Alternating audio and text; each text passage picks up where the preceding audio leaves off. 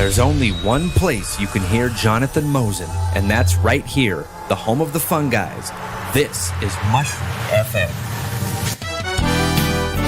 We are heading into another edition of Mosen at Large with plenty of contributions on interesting topics, so thank you so much for those. Looking forward to that. At 5 p.m. US Eastern Time, we cut way over to Canada to hear from Steve Cartway on Mushroom FM. He's got the early years for you, looking at version comparisons. Dan Sweeney is in with another edition of One Hit Wonders at 7, and then it's the best of Snow White FM with the Snowman. Mushroom FM. Starting out small and expanding to cover the world. Mushroom FM. I'm Jonathan Mosen, and welcome to this live edition of Mosen at Large, the show that's got the blind community talking. On the show today, a lot of discussion about blind pride. Some people feel it, some people don't. Blind people at airports, lots of tech tips, including Twitter Spaces, and more. Mosen at Large Podcast. And it's you who make the show. If you would like to be in touch with it, you are welcome. Let me give you the contact information. You can drop me an email to Jonathan, that's Jonathan at mushroomfm.com. You can attach an audio clip to that email if you prefer, using your smartphone app, voice memos, whatever's lurking about on your smartphone, or your PC or your Mac. And you can write it down if you prefer as well. You can call the listener line, and that number is in the United States. It's 864-60-MOSEN, 864-606-6736. You can leave us a voice message there. And also, well, there are just so many other ways, really. If you're listening to us on Twitter, on YouTube, on Facebook, you can get in touch via those various means as well. On Twitter, you can use the Mushroom FM hashtag. Just write the number sign and Mushroom FM in your tweet, and you can track that hashtag and perhaps have a wee bit of Mosen at Large conversation while you listen to contributors today.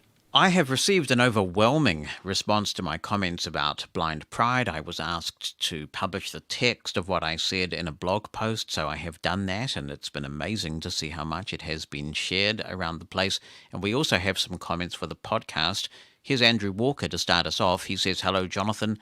Having just listened to your most recent podcast, I feel moved to comment on remarks made by one of your contributors who seemed to have difficulty in understanding being proud of being blind because of what he considered to be problems blind people had with getting around, communicating, and having eyes which are, quote, dead, unquote.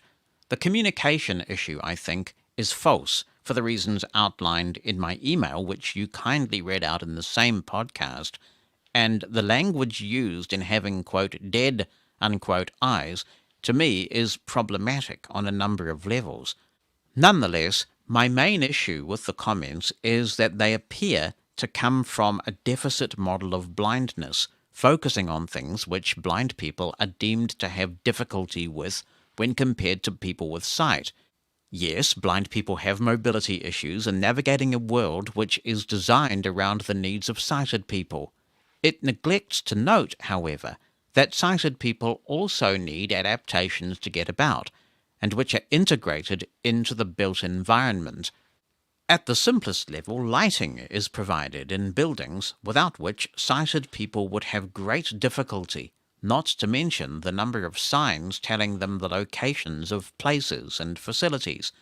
If the world was designed for blind people, the world would be very different, and the few sighted people would have to carry torches with them as aids to mobility if they could not adapt to the blind way of navigating. Of course, I am saying these things to be provocative, but I do think that this does help to make the point that disability is socially constructed. All it takes is a power cut to show how disabled sighted people can be. Relying on a deficit model of blindness ignores many of the strengths which can emerge from having sight problems. I worked with people with challenging behaviour, and from time to time could be very violent and out of control. I was the man they called for when things were getting tricky, when punches were thrown, knives were used to threaten, and people were in danger of injury. Of the 700 people in the organisation I worked for, they sent for the man who would be deemed to have the greatest disability, who could not see to defend himself, it seems. Yet I invariably was successful in diffusing such situations. I would argue, not in spite of being blind, but because of it. Yes, I have many attributes of which blindness is only part of my being, but I do think it gave me a significant advantage in dealing with such situations. Other staff would remark on just how people displaying violent or threatening behavior would stop as soon as I appeared on the scene. I am retired now, but even I look back now and think this remarkable. But at the time, I just saw it as a part of everyday life. I'm not sure whether my abilities in this were for the reasons I would like exactly, but real they were. I think I had respect from the people I worked with as a person who to them succeeded against the odds, and many of them used the discomforting term inspirational to describe me. I was probably also not seen to be a physical threat, I suspect.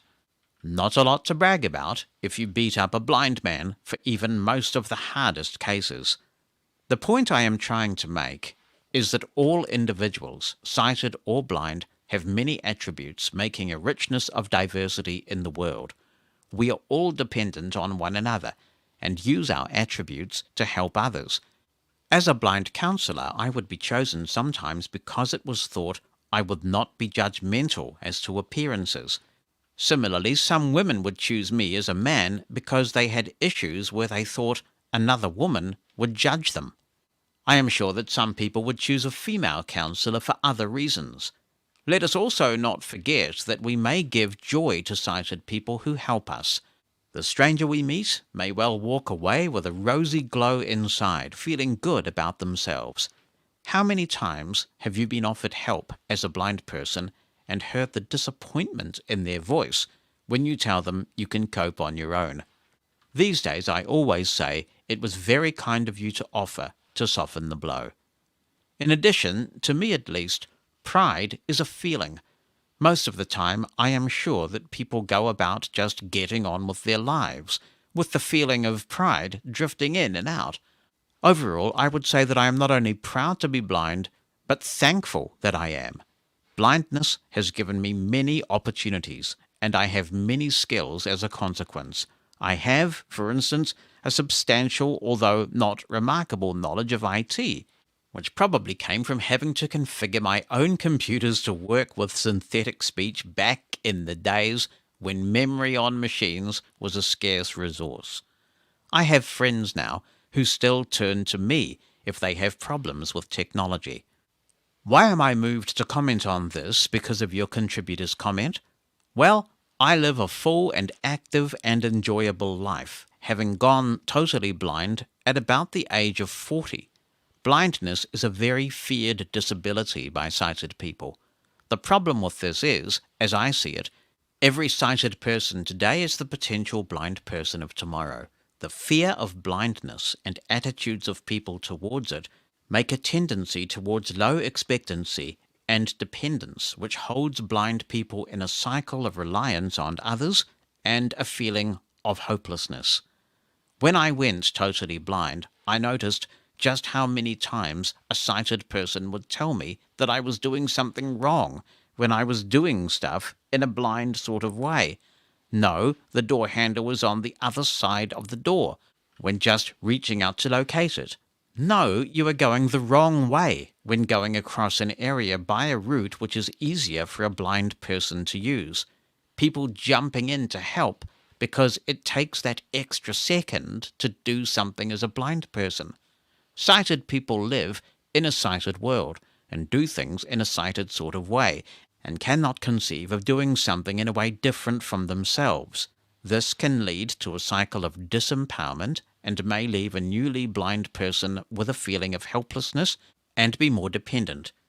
In all my years of work in education, I only ever came into contact with 2 other totally blind people working in the education market, discounting people working in special education. When I hear blindness described solely in terms of deficits compared to sighted people, I am filled with woe. When I went blind, I was told that I would never work again, and that I would need other people to look after me, essentially. Luck being with me, and being bloody-minded, I ignored this, and now I look back on it, had a remarkable employment experience once I had battered down the barriers and found ways of doing things differently from other people. Mostly, I just got on with stuff in a way which I am confident will resonate with many of your listeners. There are, however, many people I know of who are afraid to go out of their homes alone, who are almost totally dependent on others for things they could do for themselves, and I know of at least one person who committed suicide because they could not face a future of blindness. This is why I am so concerned about the way blindness is seen. Don't get me wrong, there are lots of difficulties blind people face, and for a newly blind person, there is stuff to learn that may take years to overcome. If one learns Braille, and he's actually put in brackets with a capital B, had to get that in there somehow, it can be a long haul to be proficient. Proud of being blind, as I imagine the people from the United States saying, "I sure am." Thank you, Andrew. That is a wonderful post, and it has actually inspired me to dig out a speech that I delivered at a conference in the United States in 2016. I was invited to speak to quite a large group of rehab personnel in the US, in New Jersey. And I won't read the whole speech, you'll be pleased to hear, but I would like to read this section because it dovetails nicely with what you were saying, and I completely agree with you about the concept of disability. It helps a great deal when we don't talk about people with disabilities, which is something that in some countries they still do, and it jars with me now because we've moved on. I know Britain has moved on. Britain is also talking about disabled people most of the time, but in some countries like Australia and the United States, you are still hearing language like people with disabilities or people who are blind. And I think that the concept of being a disabled person, meaning you are disabled by society's choices, is really important, and it does feed in to the blind pride and disability pride movement. So here is a short bit of the speech I delivered in 2016. I don't have a recording of it, so I will read from the text. Let's begin. There are little proverbs, aphorisms, cliches that are so ingrained in our culture that few people seem to question them. My favourite is this little piece of absurdity. In the kingdom of the blind, the one-eyed man is king. This one was triumphantly proclaimed to me by a supposedly learned lawyer who was on a nationwide TV show with me back in New Zealand to justify why no blind person should ever be allowed to serve on any jury. The origins of this phrase are unclear. Some attribute it to Erasmus of Rotterdam, a 16th century Dutch Renaissance humanist, but there are variations of it in numerous languages. Another variation, translated from the French, is, "When a blind man bears the standard, pity those who follow." These antiquated little pieces of ableist nonsense put forward the view that disability, in and of itself, makes you inferior, and further, the more disabled you are, the more inferior you are. But I sometimes find myself wondering, what would the kingdom of the blind actually look like? I mean, if everyone were blind, other than a single one-eyed person, or even a minority of one-eyed people, we'd have a very different world. So please accompany me for just a little while to the kingdom of the blind. Welcome. Vehicles provide a lot of auditory and tactile information here, so a blind person can drive them. We are the majority in this kingdom after all. Normal drivers, they being blind, are concerned about their safety because one-eyed people are being distracted from all the auditory and tactile feedback the vehicles are offering. On radio, there is no TV in the kingdom of the blind, of course. Debate is raging about whether it's safe for one-eyed people to be given driver's licenses. An organization has recently been formed, the National Federation of the One-Eyed, who champion the rights of this minority. Over a century ago, a new form of writing using symbols was developed by a clever one-eyed inventor. He says it's more efficient for one-eyed people to use this new form of writing called print. A limited supply of print books are available, and recently an agreement was reached to transcribe standard Braille books into print without first having to seek the permission of the copyright holder. In recent years, computer and smartphone manufacturers in the Kingdom of the Blind have, as a matter of human rights, added a new accessibility feature to their devices known as a screen. Sure, all the computers talk and come standard with full-page Braille displays, but the National Federation of the One-Eyed have been getting in the courts where blind justice is practiced faithfully for the rights of this minority to be accommodated. And this thing called a screen is seen to be essential assistive technology. Since the cost of production has to be spread across a very small user base of one-eyed people, screens are hideously expensive. There's a very long way to go before screens are affordable to everyone and work equally well across platforms, but a start has been made, and the one-eyed just need to be patient and grateful for what they have. I could go on, but let me try and sum up on this point. In the Kingdom of the Blind, the one-eyed man is king? Seriously? Poppycock. It is society and its majority that disables us with attitudes and decisions, not the impairment itself. And that concludes that extract from the speech that I delivered in 2016. More email from Rebecca de George, who says, I wanted to say how much your discussion of your pride about being blind resonated with me. It ought to be an article or speech that new-sighted parents of blind infants or children could hear or read. The parts about following on the heels of determined, creative, persistent blind leaders is particularly inspiring. I felt even prouder listening to it. Dignity is like a light we have to choose to carry inside ourselves. No one can deprive us of that dignity unless we allow them to do so. When people treat us in patronizing or condescending ways, I think it is a reflection of their own fear about how they think they would conduct or not be able to conduct their own life if they were to become blind.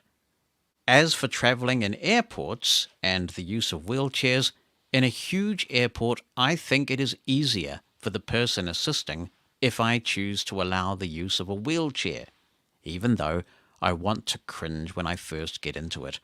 I tell them I can walk, but I know this will make your own work easier, so I'll allow it for this long walk. I can't control what every sighted person thinks when they see me doing this, or living my life in whatever circumstance they observe me. I have a right to do whatever works for me, and I am not responsible for every person's thoughts or what they take away from an individual instance. Making generalizations is an unfortunate human tendency. All I can do is be conscious of my own responses to people and try to be compassionate, realistic, and respectful, and perhaps throw in a bit of humor when it seems appropriate. Every time I meet someone, I see it as an opportunity to build a bridge between us. Hope you will chuckle when I confess that when I heard the Blind Pride title of the episode, I thought the topic would be blind people in the LGBT community. Thank you for your wonderful podcasts. And that's signed by Becky. So thank you, Becky. You know, that's really interesting, your observation about the LGBT reference. I think that disabled people generally can learn a lot from minorities who have overcome all sorts of barriers. And the LGBTQ community is one that comes to mind. Let's not forget that it wasn't that long ago in most countries that being gay or lesbian was illegal, was a criminal offence. And you look at the way that they have gone out there and said, we are proud of our sexuality. And they've completely turned it on its head so that when people think of pride, they often do automatically associate it now because of parades and other events with the LGBTQ community. That is a fantastic achievement. When you think of all of the barriers and the reticence towards gay marriage and how it's the law of the land for many countries, and they've made all this progress. How did they do that? We need to take a leaf out of their book, and also racial minorities that have made progress. They didn't make that progress by just sort of taking whatever crumbs were given to them. That is actually why I still disagree with you about the airports thing, about taking the wheelchair. We don't need the accommodation if we don't have any other physical impairment. And I really do get concerned about the signal that it sends. But thank you so much for sharing your view. I appreciate that, and also for your positive comments about the Blind Pride piece. And if you listened to Mosen at Large live last week, or you got it very early, the moment the podcasts came out, then there was an error in my Blind Pride piece, which thanks to a very kind email from Matt Campbell, I corrected. My memory of history was a bit faulty when I suggested that David Holliday was blind. In fact, he is not. His wife Karen is. So I did correct that and republish the podcast and fix that, because I hope that that Blind Pride piece will stand the test of time, and I didn't want it lurking about there with a factual error in it. So thank you very much, Matt, for being on the alert and letting me know so quickly that I'd made a mistake there. Really appreciate that. Gary Crow says, "Hi, Jonathan. I appreciated your explanation of why you are proud of being blind. What had on its surface seemed like a silly notion to me, transformed into a thoughtful explanation of what I think is an insightful understanding of our valued position in the scheme of things. If I understand your perspective, and I very well may not, you are not saying that you are proud of not being able to see." And then he says, "Not 3 times in one sentence is likely excessive.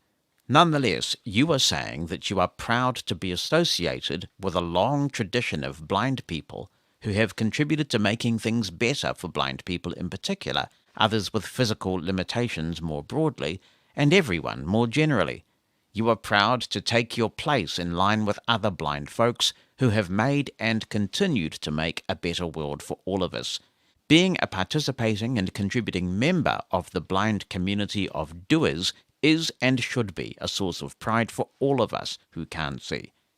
Even if I have managed to miss your central point, I appreciate your focusing my attention on the work others have done to improve the success, options, and opportunities for me and others who can't see. Being blind is just part of who I am, and thanks to you and many others, being me is not nearly as limiting as it would otherwise be. Can't see does not equate to can't do. And thanks to you and others before you, that simple truth is there for all of us to know and value. Thank you." Well, thank you for your email, Gary. Appreciate that. "Hi, Jonathan," writes Robert Kinget. "I'd like to briefly talk about why I'm proud to be blind, with an uppercase B. Notice," he says, "that I use the word blind with a capital B. Indeed I do. Much like when I use the word Braille. I do have a question. Why don't you use the word blind with a capital B? Is this a personal choice? I'm proud to be blind because of everything you've illustrated in your blog post. I'm very proud to be blind because, as you've said, we have a very rich culture. I'm proud of how much we have grown as a society towards blind acceptance, but there's still an abundance of social hurdles to tackle. I adopt the social model of disability, not the medical model, as I believe that blind pride can help society see blindness as part of a person. Thank you for writing in, Robert. To answer your question, I spell Braille with an uppercase B out of respect for Louis Braille, who invented the code and sacrificed so much. I know that deaf people refer to themselves with a capital D, and it's not that I object to using a capital B to describe myself as blind. I guess before I've seen this email from you, I've never seen it done before, and I'm not sure what it signifies. What does spelling blind with a capital B do that spelling it with a lowercase b does not do? It's not that I'm disagreeing with you, it's just that I genuinely am unaware of what point is being made by capitalizing it. I would be interested in understanding this and exploring it more. Mosen at Large Podcast. Hi, everybody. This is Abby Taylor in Sheridan, Wyoming. I would like to comment on a couple of things related to airports. First of all, I have been offered the use of a wheelchair, and at first I refused it, saying I could just walk and take the person's arm. Most of the time, that has worked. However, I learned the hard way that you can get faster service and not have as much of a chance of missing your flight when you're in a wheelchair. A couple of times I have missed flights because I was not in a wheelchair. The first time I was going through security in Fort Lauderdale, Florida, with my brother whom I'd been visiting, while preparing to return home to Sheridan, Wyoming. We were delayed in security because there was a problem with my ID. And the person helping me and I sprinted out of security when we were done, sprinted to the gate, but just missed it. The doors were closing. They weren't letting anyone else on the plane. And at that time, I was told that had I been using a wheelchair, I would have gotten through faster, and that wouldn't have happened. The second time, I missed a connecting flight in Denver because I was using, instead of a wheelchair, a golf cart with a driver who apparently didn't speak English. He was picking up other passengers and dropping them off along the way from one gate to the next, and I could not get through to him the fact that I need to be at my gate yesterday. Needless to say, when we finally got to my gate, I had again missed the flight. From that point on, I decided that I would use a wheelchair if it meant that I would get through security faster and that I wouldn't miss connecting flights. I'm not bothered by being in a wheelchair. Many people aren't even thinking about me or anyone else in an airport. They're more concerned with themselves and how they will get to their destination and won't give a thought to somebody in a wheelchair unless, of course, that person is requesting assistance.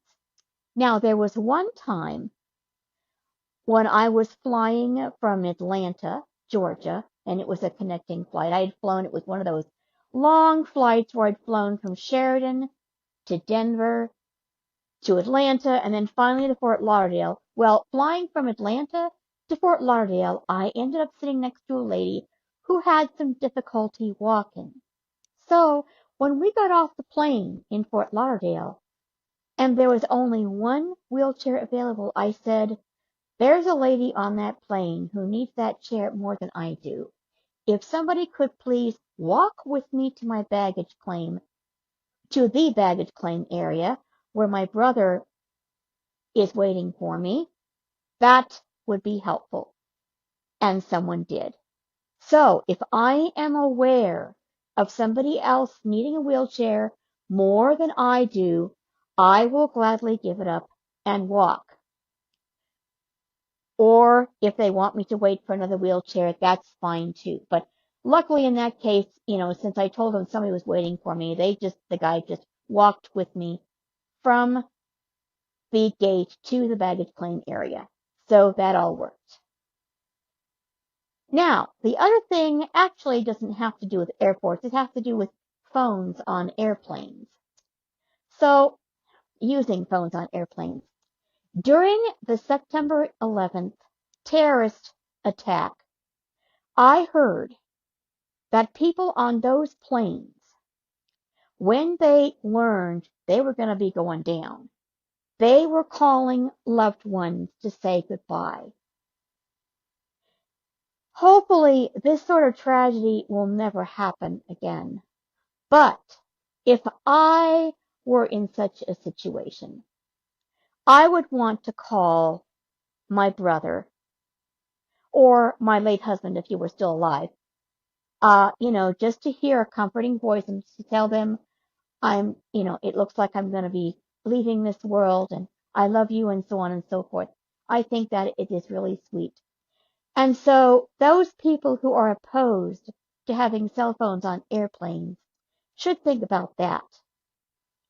And having a cell phone on an airplane is making a call with a cell phone on an airplane is no different from making a call on a cell phone in any other public location. Now, because others are uncomfortable around people using their phones in public, I try not to do that unless I absolutely have to. Or if I'm in an area that's public, but there's nobody around to be disturbed, and I need to make a call, I will make a call.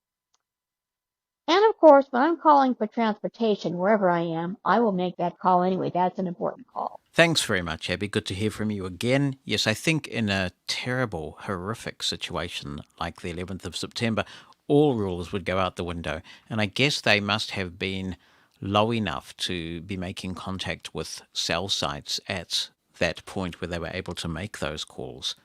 But yes, it is important that with rights come responsibilities, and people do need to observe a bit of cell phone etiquette no matter where in public they are.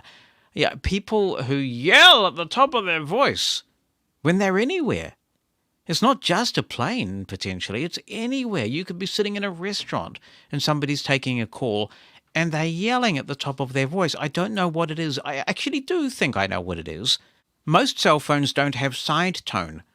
So if you use a landline and you put your ear to the earpiece when you talk, you can hear yourself coming back. And that influences how loudly you speak. But there isn't often side tone on a cell phone. I once had a phone that did have it, but it was a long time ago. And maybe that would help to get people quieter. But I do make an effort, to speak at a normal speaking pace and even a bit quieter, get close to the mic and talk quietly so as not to disturb anybody. We would be far better teaching a bit of cell phone etiquette and how to speak into them properly than banning cell phones in certain places like airplanes. This is no different from the way the music industry tried to ban MP3. You're not going to put the genie back in the bottle. Technology inexorably marches on. You can't stop it. So you have to make sure people use it wisely. Good morning again, Mika Paikala from Naples, Florida, visiting. I'm obviously a Bostonian. Talking about your second topic about people who are blind being offered wheelchairs in airports. I think it's helpful when people start out if you kind of give us some baseline parameters about your travel experiences. For example, how often do you fly? So I probably fly about 30 times every year. And then, what regions are, so I mostly fly in the US, though I have taken a few international trips. And then if you have a war story, it's helpful to know if it's recent or, from 20 years ago. Because, I hear people tell stories and a lot of them are from a really long time ago. And then I think it's helpful to tell if you're having a problem, is it constant or intermittent? Is this every time you fly or every other time? And is it, does it happen at some places and not others? So I can think of many occasions where I've been offered a wheelchair or asked if I needed a wheelchair or if I needed or wanted one. And I guess we need to flesh out, too, whether people think that's offensive in and of itself, just being asked. There's a general aviation airport here in Naples.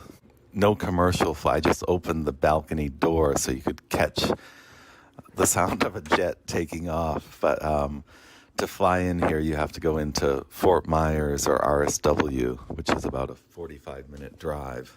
In fact, when I got off the plane in Naples, I think somebody asked me if I needed a wheelchair. I think they had them for some people that had requested it, but I said no, and they didn't say anything else. Now, I would say one unique thing that I do is I typically don't request assistance. I guess that's helpful to know too, because I could see this is more of a problem if you're requesting the assistance, because the airlines, like the rest of society, I think, do sort of put all disabilities together. But if I'm not requesting assistance, I make sure that they don't add a special service request, or an SSR, as it's called in the industry, to my reservation. And if you're blind, a lot of times, even if you don't request assistance, they'll sort of clandestinely add that when you board the plane. So sometimes I'll specifically mention, that I don't want that added.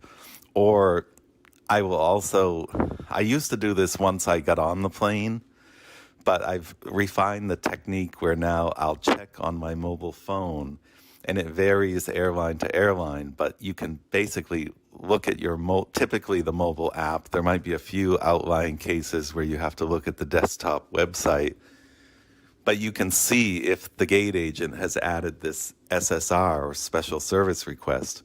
So if I'm walking down the jetway, I know how to check it for each of the airlines, and if they've added it, I'll just turn around. This works a lot better. So I used to wait until I got on the plane and was sitting down, but I'll just turn around, go back up to the agent and tell them, I don't want this added into my record. And they'll 99% of the time just delete it. So I think that's a trap people fall into. They don't really pay attention to the behind the scenes ways the airlines work, and they're not, checking whether this SSR has been added. So I would say I probably have less problems with this because I'm pretty religiously make sure that they don't add it. But there have been a few times where I have used the special assistance, and I've never gotten any sort of pushback about not taking a wheelchair. So again, it might just be luck, and it might be that I haven't used the assistance that much. But like I said, overall, I can think of a number of occasions where people have asked me if I forget, if I wanted or needed a wheelchair, but I can't think of one time where I've gotten, even minimal pushback to say, well, this is how you should do it. But again, I've heard that people have had that issue, but I'm not sure how prevalent it is now or recently, or if it was 20 years ago, or, if you're going to get another comment of somebody that flew last week that had a problem like this. And again, folks, you have your friendly CROs, your complaint resolution officials. So if that happened, you should ask to talk to the CRO, which I don't think a lot of people do. I think a lot of people are sort of out of their element in the airport, and they sort of freeze up, or they're nervous about traveling. And this is blind and sighted people. So, I think there are tools to deal with this, but that people may not use them. And even people who otherwise are pretty resourceful don't use the tools that are available. That's my guess, just from the stories that I've heard. Thank you for your contribution, Mika. I have a number of comments as a result of it. The first thing I would say is that I think most blind people, including in the United States, ask for meet and assist. I know there are some blind people who don't, but I don't think I'm in any way on shaky ground when I say that I'm confident most blind people do ask for meet and assist, particularly if they're in an airport that they're not familiar with. If you are going to the same airport regularly enough, you're doing the same route regularly enough, perhaps for work, then you will learn those airports. But if you are not doing that, then I think most blind people ask for meet and assist. Now, there's some debate to be had, of course, about whether that is the best approach. There is an argument that says that the discovery method is better than meet and assist. And I believe somebody from the NFB said to me a few years ago that actually they'd done some timing on this, and that a blind person who didn't ask for meet and assist but used the discovery method to get to their gate actually tended to get there quicker than those who relied on meet and assist. But I think that does require a high degree of blindness confidence that not everybody has. I don't think that we should be required to just keep the peace, because we are customers. We pay for our airfare the same way that everybody else does. And we're entitled as customers to receive the kind of service that we want and that we ask for and that we require. As for whether this is still happening, well, this has come up because Dawn, who is in Sydney, an airport I have had problems with on several occasions, I have to say, had this happen very recently, and that's why she contacted the podcast. So certainly in some parts of the world, it is still very much a real thing. As somebody who was travelling a lot in many countries, I can say that most of the time, if I decline the wheelchair politely, if I offer the backpack on the wheelchair, as I said last week, that normally makes the problem go away. It's probably about 1 to 2% of the times where I've been told, I have to take the wheelchair. That's the rules. That's the policy. And it is then that I make it clear that actually I know what the policy is. And yes, the CRO are good people to know. That's the term I was trying to think of last week that I couldn't think of. The CROs are really important people to know. But let me give you an example of an accommodation that neither Bonnie nor I wanted, that they tried to force on us, and how frustrating it was. A while ago, Bonnie and I went on holiday, and it was supposed to be a nice, pleasant holiday. And when we got to the destination that we were travelling to, and this was within New Zealand, we were kept waiting on the plane for a long time. Bonnie was with her guide dog. We would have been able to find the terminal. We were basically being detained against our will on the plane when other passengers had gone, and we would have been quite capable of exiting, and they were making a big fuss about our attempt to leave. And when we tried to get to the bottom of what this was all about, they said that the reason why we had to wait was that there were steps going down to the tarmac because there wasn't an air bridge, what I think Americans call a jetway. So you had to go down the stairs and then walk to the terminal, which again was no problem whatsoever. But they had arbitrarily decided that they needed to wait until they got a special lift thing, and they were going to put Bonnie and me in this chairlift, lower us down to the ground, and then presumably wheel us to the airport terminal. We only found out about this when everybody else had cleared out of the aircraft and we started moving towards the front of the plane, and we were ready to disembark and head toward the terminal, and they stopped us and then told us all of this. Not once did they say, what extra assistance might you require, if any, because there are stairs, they're steep, we're heading down to the tarmac. Is there anything we need to do? They made a bunch of assumptions. So that's what I'm objecting to.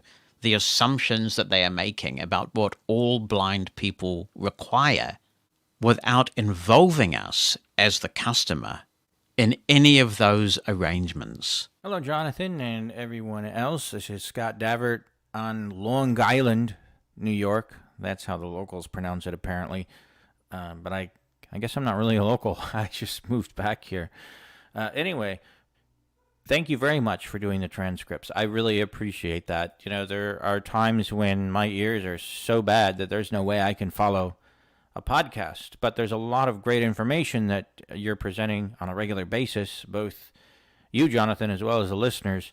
And I'm very happy that I no longer have to make a choice whether I can follow the podcast or not, because though I'm waiting a few days, I have the transcript, and that was how I accessed the last several shows, and it's been very wonderful. So thank you for that. Thank you for going through all the effort to get it done.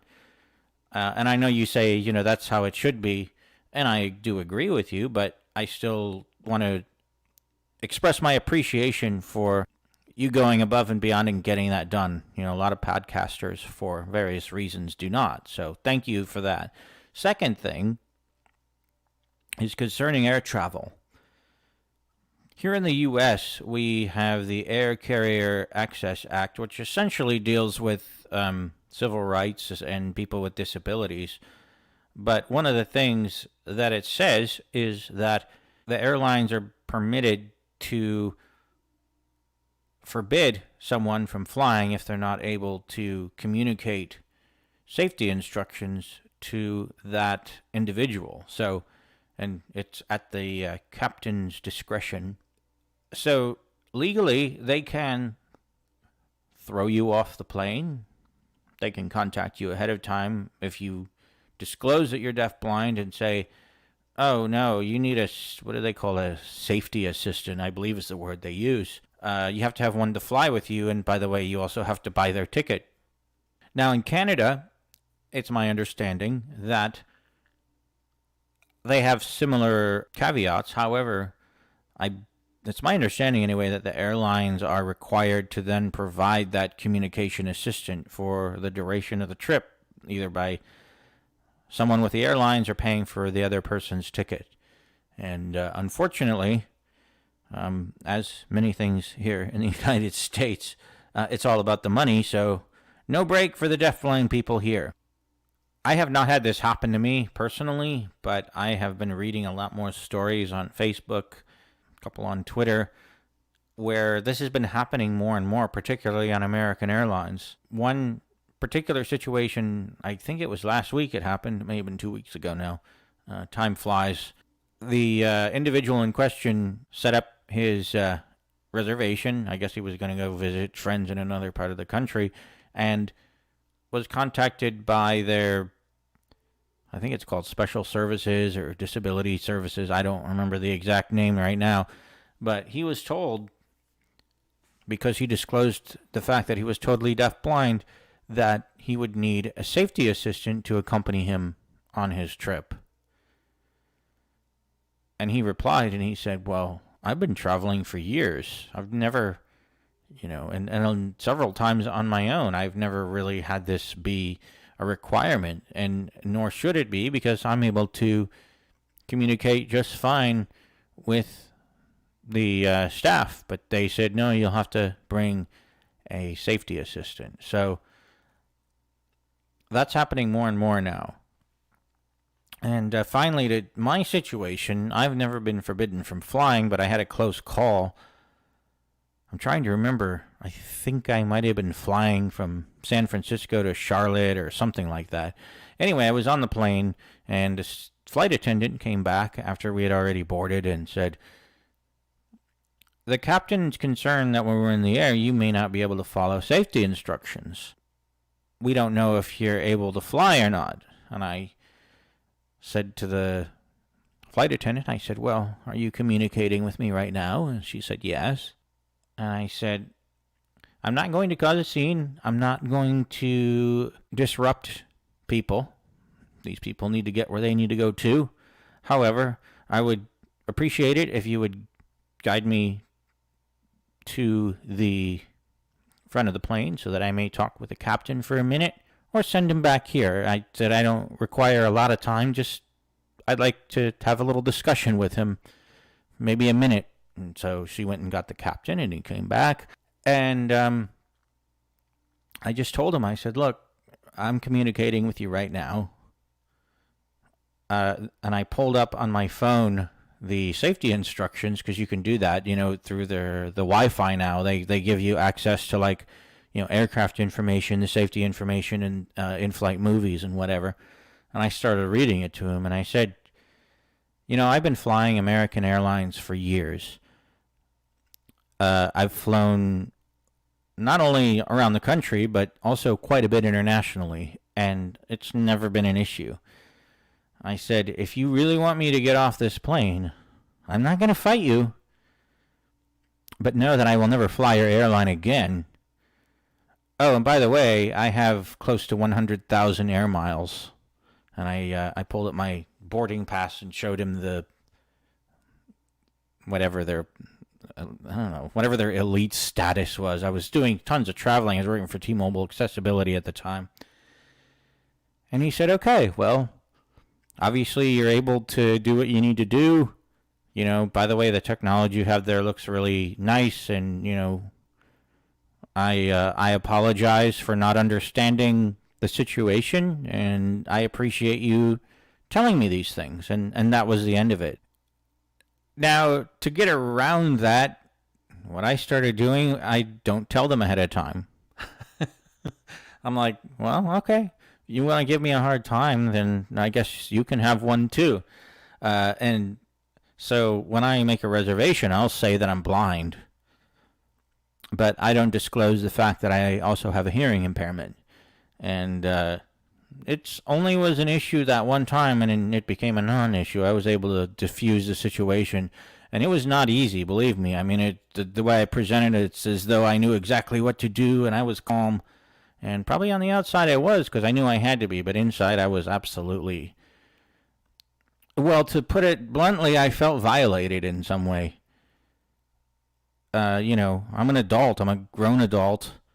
Obviously, I made it to the plane, and obviously I've traveled, and obviously I'm able to communicate with you, as are totally deaf-blind people, by the way. They have ways of doing it through, you know, their Bluetooth keyboards and Braille displays paired to their phone, and all kinds of different methodologies depending on the situation. So, it was, you know, I felt like I was not only singled out, but I was also having to prove myself to this guy.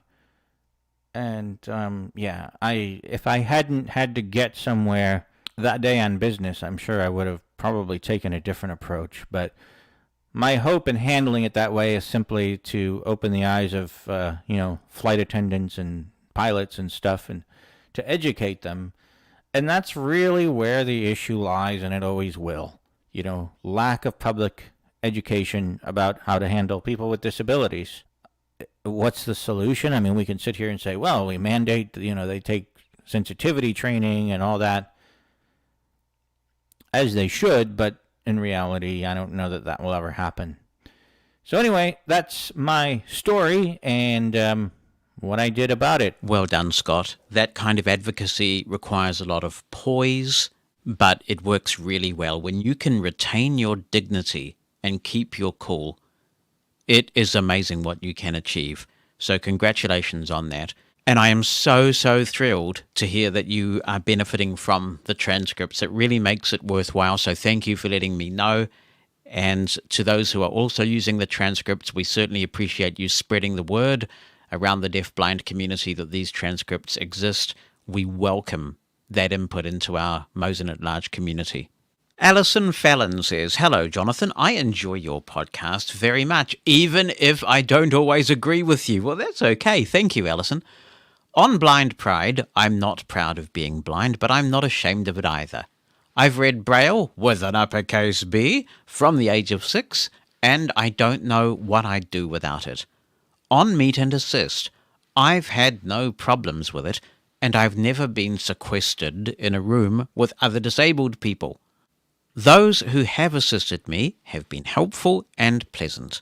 I have no problems using a wheelchair because, with the chaos of an airport and limited time, I think it's the most efficient way to get from one gate to another. And Andy Rebsher writes, hi Jonathan, for about 10 years I travelled a lot professionally. Where I live, all of the available flights funneled through Boston's Logan Airport. One of the Meet and Assist people was this really marvellous woman from Latvia. She would walk as fast and far as I needed to go while pleasantly conversing with me. If one of the other agents began walking with me, she would move in and say, "He goes with me." Once she was aware that I had some time to kill between flights and said, "I want you to meet husband." He also worked at the airport. We had an enjoyable lunch together. As for wheelchairs, I was nearly always able to deflect those who would try to make me conform to their idea of what I actually needed. There was one occasion when I could not convince the functionaries to see things my way. I probably would have made more of it, but was on a really tight schedule. I just couldn't risk missing my connecting flight. I did feel quite sorry for the poor guy who was pushing the chair. It seems that he was not in great physical shape and was huffing and puffing by the time he reached our destination. He probably wished he could have just guided me there. I gave him a generous tip. It wasn't his fault that some idiot bureaucrat subjected him to a near heart attack on the job. Thanks, Andy. Yeah, I have had some excellent meet and assist experiences. One of the best experiences I've had was at Frankfurt Airport, and they seem to hire students there to do the meet and assist. So when I would go through Frankfurt Airport in Germany, I would talk to some really interesting people studying all kinds of things, and they were fluent in English, they were interested, they asked me exactly what assistance I required and provided it, and it was really great. And they seemed genuinely interested in what I was doing as well, so it was a good conversation. It was an excellent customer service experience. If you do fly enough to get into the frequent flyer lounges, that can really help as well. And when I was able to do that on any flights where that applied, you would get excellent service that way. I want to come back to your comment about the tip, because this is something that I found the most difficult to adjust to when I visited the United States, or even when I lived there for a while. Because in New Zealand, we don't tip. We don't tip to the extent that we have these big signs at the airport telling tourists, don't do it. Don't tip. We don't encourage it here. And when Uber introduced tipping in their app, they got a really hard time from people who said, this tipping thing, it's a foreign custom. We do not want it here. So we don't have a tipping culture. But I knew that the US did, and I know that a lot of people don't get very much at all in their pay packet, and they live off the tips. And so I was very clear that when I ate at restaurants and that sort of thing, I should leave a tip. But then somebody told me, you should not tip for an accommodation. That's what they told me. I think even before I visited the US for the first time. So for quite a long time, I did not tip any meet and assist people because an American told me not to, that you shouldn't tip for an accommodation. And then I happened to mention this somewhere to someone, and they were horrified and said, no, you have to tip. So then I started handing out notes, and some people would take them and some people would say, oh, no, it's fine. But I wonder whether people have a view on that. Do you tip your meet and assist person? Kathy Blackburn says another place where we are, quote, offered, unquote, wheelchairs, whether we need them or not, is medical facilities. Some years ago, I went to the hospital to be with my sister while my brother-in-law was having surgery. The volunteer at the reception desk refused to let me take his elbow to get where I needed to go. He wanted to take me there in a wheelchair. Fortunately, a supervisor, or at least someone with sense, came along and assisted me to the place where I needed to meet my sister. Last month, when I accompanied Audley to the hospital for a procedure, the aide accompanying me wanted me to use the wheelchair. I said, I'm perfectly capable of walking. She just laughed. English may not be her first language. I needed to get to my destination, so I just rode in the chair. Our situation was already stressful enough. Thank you, Kathy. Those situations are stressful. And we hear these comments come up on the show quite a bit, where people make passing references to the medical profession and how much training, how much disability confidence needs to happen in that sphere. Kylie Maloney writes, Hi Jonathan, after reading your wonderfully eloquent statement on blind pride and taking in some of the listener contributions, I have begun to muse on our responsibility towards our fellow blind person, what it does and does not include. It's not aimed at any individual, but it is a plea to all. When I was much younger, part of my drive to appear acceptable, at least on the surface, was the responsibility, both stated and unstated, that I felt towards my fellow blind person to enhance public attitude by trying to be as successful as possible. This even extended to carrying a briefcase to work, most impractical with a guide dog, because it completely took up my spare hand. When I encountered or even heard of blind people I felt were less capable, I was embarrassed, sometimes even angry, for what I perceived was their letting the side down. I still encounter it in others when they mock people for being perhaps less skilled in tasks such as O&M or computing. Perhaps there's a bit of that in the shame I've been perceiving, in people's horror about being forced into a wheelchair. My horror, on their behalf, isn't about the wheelchair, but about being forced in public to do something against their will. That kind of treatment is never acceptable. What saddens rather than horrifies me, though, is the shame people seem to feel about being associated with a wheelchair and what it might symbolize, not only for them, but for all blind people. As far as I know, there is no shame in using a wheelchair, at least not for anyone I know, though I do know that some, who can still stand or walk, are sometimes shamed by able-bodied people when they find they have need of their wheelchairs. Just like people who are legally blind, those who use wheelchairs have a whole range of mobility. For a blind person, a wheelchair can sometimes be impractical, such as the time when, upon leaving the hospital after visiting my mother, I was offered a wheelchair, and my mother quipped, "Is that for the dog?" By the same token, it can have its uses, such as the time I had trouble finding my Uber in Auckland Airport, and neither I nor my assistant could get where we needed to go quickly enough. She suggested the chair, and I accepted, simply so I could make an appointment on time. Then there was the time I became seriously ill while on holiday in Europe, and had to travel the airports in a wheelchair because I simply didn't have the breath to walk those vast spaces. Getting through customs was far quicker and easier. My sister was far less stressed, and I could try to sleep, my only relief from the discomfort of not being able to breathe well. At no time in either case was I thinking that I was an embarrassment to my fellow blind person. There was a need to be met, and I didn't have to justify it to anyone. I may not be as skilled in all the blindness areas like O&M. Like others in my family, I'm directionally challenged. I may not be able to live independently or hold down full-time work, even though intellectually or financially I would really like to. I may need a bit more support in some areas, and I may even choose to take the proffered wheelchair in an airport when I see the need. But I refuse to be ashamed of any of it, because I am me and you are you. The fact that we're all blind is only one of many facets of who we are as individuals. Don't expect me to be like you just because we happen to share an impairment. My genes, culture, environment, responses and choices will be different from yours because we are all unique.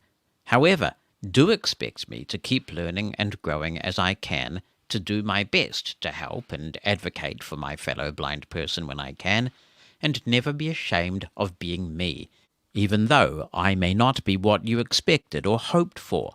After all, I'm not responsible for your behavior, only my own. Finally, expect me to always stand up for our rights as a collective, for while we are all individuals, we share common experiences of discrimination and misunderstanding, which we must do our best to combat, not by placing unrealistic expectations on one another, but by helping, supporting, and advocating when we can. After all, we are all in this together. Thank you, Kylie, for that eloquent email. I suspect there will be a lot of people cheering, and I am cheering along with them. It does sadden me that people like to judge other blind people, say, for their aptitude or lack thereof with computers or whatever it may be. And that's why when Dawn raised this issue of the wheelchairs at the airport last week, I made the point that the single most important question a blind person can be asked in an environment like an airport is, how can I help? So that there's no assumption about what a blind person needs. For me, the danger exists in the assumption that every blind person needs a wheelchair because everyone knows that a blind person can't climb stairs or whatever it may be. That's what I get upset about. I have no objection at all, and it isn't actually my right to object to somebody who feels that they need that accommodation or wish to take that accommodation. But what I do strongly object to and will stand up against is the idea that all blind people must be treated the same way and be given an accommodation they may not require, because certainly in the United States under the ADA, that is against the law. The NFB at the 11th hour, when the ADA was being drafted back in 1990, stood up for this right, that you do have the right to refuse an accommodation if you feel you don't require that accommodation. And I think this is a very important point. So I will never take a wheelchair unless, like you, I'm ill or have some other physical impairment at the time that prevents me from walking. I will personally not do it. If other people want to take the accommodation, that's the choice that they can make. And I think one of the things that you highlight that is quite tiresome sometimes is that people expect every blind person to be an ambassador for every other blind person. It's a wholly unreasonable expectation. So, for example, somebody says, I won't help another blind person because I asked someone in the street if they needed any assistance to cross the road and they were so rude to me, so I'll never help another blind person ever again. Now, if you transplant that to anything else, like, oh, I asked a woman if she'd like me to help and she was rude to me, so I'll never help another woman, or racial minority, people would say, don't be so sexist, racist, or whatever. People are individuals. And yet somehow there is a pressure on blind people to be the representative of all blind people at any given time. And it's arduous and it's not reasonable. So if people have a need for the chair or they want the chair and they request it or they accept it when they're offered it, then fair enough. But I think what I hear people objecting to is, as you say, the pressure to do something against your will. The subject of this email is wheelchair, no thank you, and it's from Lena. She says, Hi Jonathan, I have been refusing wheelchairs at airports for many years. I find it interesting that the same airport personnel who complain about the shortage of wheelchairs because too many able-bodied people abuse the privilege because that is easier than following directions, are the same people who want to force able-bodied blind people to use the service. Here are some of the things I do. First, I sweetly say, no thank you, I'm sure somebody else needs it. If that fails, I ask them something like, do you want me to think you are the best escort I ever had? They usually do, so we start walking. If that fails, I ask if they think good health is important. Who does not? I explain how walking benefits me. I remain very soft-spoken and calm, but the longer I have to carry on the no thank you conversation, the more ridiculous my suggestions get. Next comes, are you tired? I could give you a ride in this wheelchair. I know you walked with it a long way, and I must be heavy. Besides, I'm not going to have time to go to the gym when I get where I am going, so it would really be a great help if you would let me push you through this airport. You just tell me when to go slower and when to turn left and right. I only had one person take me up on that, and it was so much fun, I wish we'd have had video. If I continue to get nowhere, I grasp the wheelchair and start walking with it. Sometimes the other person has put their hand on mine, and we walk together. And sometimes the person says, let me leave it here, and we'll walk. If all of that fails, I walk over to a desk and file a formal complaint. I have several reasons for refusing wheelchairs. They are disorienting to me. I benefit from walking. Flying is stressful, and any exercise I can get is beneficial. But the most important reason I refuse is that I will not support prejudice or discrimination. Blind people are like sighted people. Some need wheelchairs, some do not. It is a small protest, but it is mine, and I feel good for not having ridden in a wheelchair in any airport. I appreciate your editorial very much, and I have shared it with a number of other people, all of them sighted. The reactions have been interesting. Thanks, Lena, and yes, like you, I am very proud never to have ridden in a wheelchair in an airport. I won't do it because I don't need to do it, just like a sighted person, as you say, who is able-bodied doesn't need a wheelchair either. Music, personality, and fun. The home of the Fun Guys. Mushroom FM. Mosen at Large Podcast. In Mosen at Large, episode 99, we brought you an extensive review, tutorial, and demonstration of Clubhouse, and I appreciate how many people have let us know that they've used that as a way of learning about how to use Clubhouse from a blindness perspective. We're back now to take a look at a Clubhouse competitor. This is Spaces. It's produced by Twitter, and you can access it from the Twitter app for iOS and Android at the moment, although they do say that eventually it will be available in the web browser as well. That's exciting because when it comes to the web browser, it means that those with a PC and a Mac with high-quality audio equipment will have very minimal barriers to entry to producing high-quality audio on Spaces. Spaces has been in a testing phase since December of 2020, and gradually more people have been gaining access. One of the biggest advantages that Spaces has had even during its testing phase over Clubhouse is that it's available on the world's most used mobile operating system, Android. At the time of recording this, in early May of 2021, Clubhouse is in very limited testing with a select number of people with their Android app, but to all intents and purposes, Clubhouse at the moment is still iOS only. If you care about choosing to use a service that is as inclusive of as many people as possible, then you'll be pleased to know that Spaces supports real-time captioning. This is a huge win for Spaces because people have been concerned about the degree to which the deaf community has been shut out of all the buzz around Clubhouse. I'll show you how you can participate in other people's Spaces, who can start their own at the moment and how to do it if it's available to you, and we'll take a look at the user interface of Spaces. To begin with, I'm going to open the Twitter app, and it's important to note that you do have to be using Twitter's official app. Most of the time when I'm using Twitter, I use Twitterific from the Icon Factory, which in my view is a superior experience both functionally and in an accessibility context to the native Twitter app. But you are going to have to use the Twitter app for Spaces. There's no other way to access them. Open Twitter. Selected, Twitter, Home tab, new tweets available.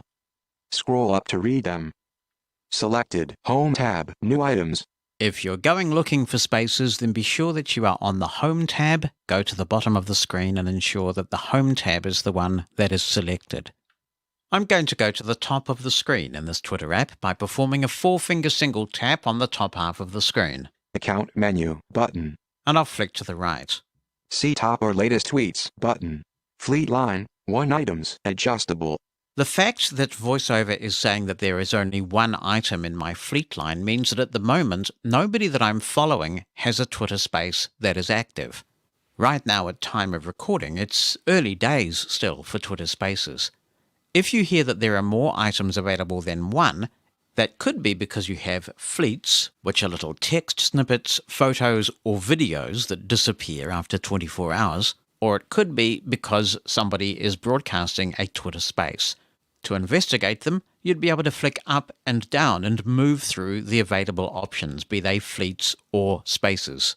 When you find a space that interests you, you can double tap, although I have to say that in my experimenting with this, sometimes double tapping doesn't work the first time. Sometimes I have to double tap a few times, sometimes I think I might have to flick up and flick back down, or vice versa, and double tap. It doesn't seem to reliably get me into the space every time. Again, Spaces is still being tested, and I'm sure those things will be refined and corrected. Another way that you can find out that a space is available is that someone may have shared a link to the space with you, either by direct message, by posting it to Twitter, or in some other forum like an email message or a text message. At the time of recording, it's not possible to schedule a space and circulate a link to that space in advance. Twitter says that's coming soon, but in the meantime what you can do is post a tweet in advance telling people that at a certain time you will be creating a space and they should watch for it. People can then check on their Twitter timelines for when you start your space. Once you do, if people are following you, then it will appear at the top of the screen in this list of fleets and spaces. Some people also get notifications when you start a space. There are two things that, as I understand it, influence those notifications. So we'll take a look at this now. I'm going to go to the top of the screen by performing a 4-finger single tap. Account menu button. And we have the account menu, which I'll double tap. Account menu. Account menu. At Jonathan Mosen button. That tells me that I'm currently in my Jonathan Mosen account, and I will switch to the Mosen at Large account before creating a space. But for now, I'll flick to the right. Mosen at Large podcast. At Mosen at Large button. Mushroom FM. At Mushroom FM button. More accounts button.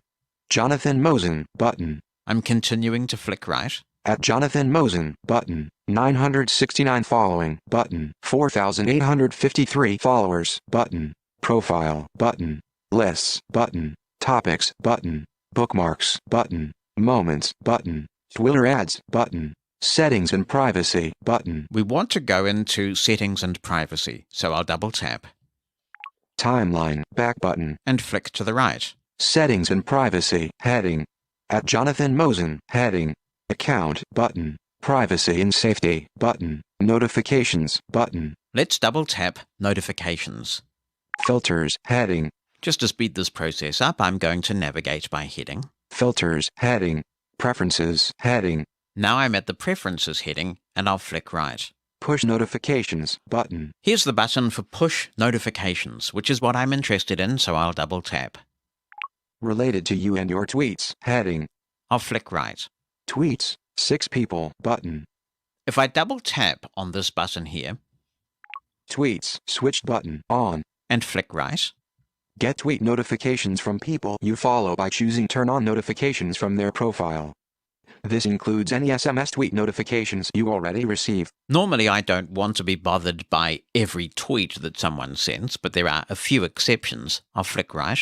Wellington Region Emergency Management Office. At WREMO Info button. So there are 6 Twitter accounts that I currently have pushing every tweet they send to me, and my wife Bonnie is one of those accounts, because obviously I'm interested in what she tweets. So if you enable notifications for someone from their profile, then you will always know when they start a space. That may be a bit overkill for some people. I'll go back. Related to you and your tweets head. And we'll go to the next heading. From Twitter heading. And flick right. Topics switched button on. News switched button off. Popular in your network switched button off. Moments switched button off. Broadcasts and spaces switched button on. Here we have broadcast and spaces. I am not sure that this means that I get notified of every space that somebody I follow creates if this is on. I believe that if I want to make sure I don't miss a space from an individual, I would need to enable the other option that I just showed you. But I think what happens here is that if there is a space of particular note, either to the community as a whole or because Twitter's algorithms determine that you might be interested in this, then you will get a notification. There are 2 ways that you can create your own space. One is to flick up in this list of fleets and spaces that we're now focused on, and you will find Add a new fleet. If I double tap, there'll be an option to create a space from within here. But I think the easiest way to create a space is to go to the bottom of the screen. Messages tab, 5 new items. I got to the bottom of the screen by performing a 4-finger single tap on the bottom half of the screen, and now I'll flick left. Notifications tab, 6 new items. Search and explore tab. Selected, home tab, new items. Compose tweet button. Here's the compose tweet button. This is a special button because not only can you double tap it, you can also flick up and down, and the actions rotor is going to give you a range of choices. I'll flick down. Spaces. And while there are other choices on this list, if I keep flicking down, the first option I find is called spaces. If this isn't available for you, then it could be because you have insufficient followers. At the time that I'm recording this, in early May of 2021, Spaces is only available to people who have 600 followers or more. This is as the testing phase expands. Eventually, everybody will be able to create a space. I'll double tap. Your space heading. and flick to the right. Close button. Spaces are public and anyone can join. Name your space text field. Here's an edit field where I can type a name for my space. This will come up when people are flicking through the list of fleets and spaces, and when you share your space, this name will be shared as well. The only trouble is, at the moment, I'm not sure if this is an accessibility issue or an issue with the current version of the Twitter app.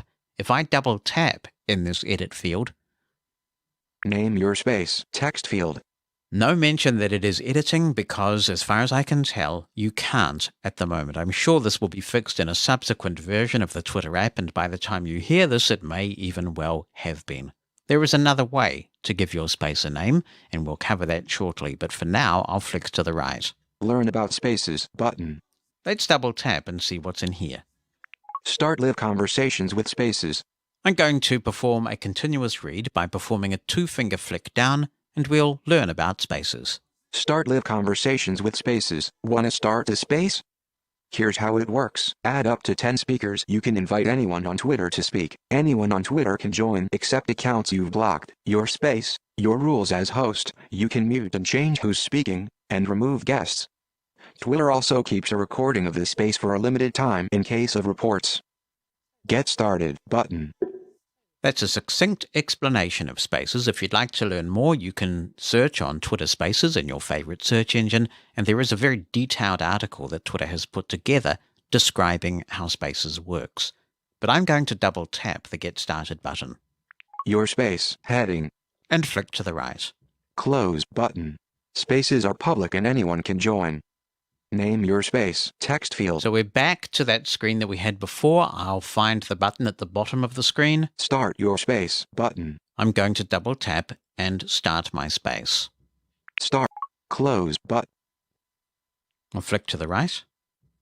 Connecting heading. You'll notice that the level has dropped a little bit. And when I was using my iRig 2 multimedia guitar interface for iPhone and iPad, which I talked about extensively in Mosen at Large 109 as a way of getting audio into Clubhouse and other apps like this, I found the level dropped a lot. It was actually quite difficult to hear voiceover, and I haven't found a way around that. So hopefully, that'll be something that is fixed in a future release. The volume of Spaces audio is fine, but the volume of voiceover audio when the iRig is connected is extremely low. I'll flick to the right. End button. And here's a button to end my space, but we've only just begun, and I'm going to take you on a bit of a tour of the user interface. So I'll flick right. Add a description button. Here's where I can add a description, and this does work. So I'm going to double tap.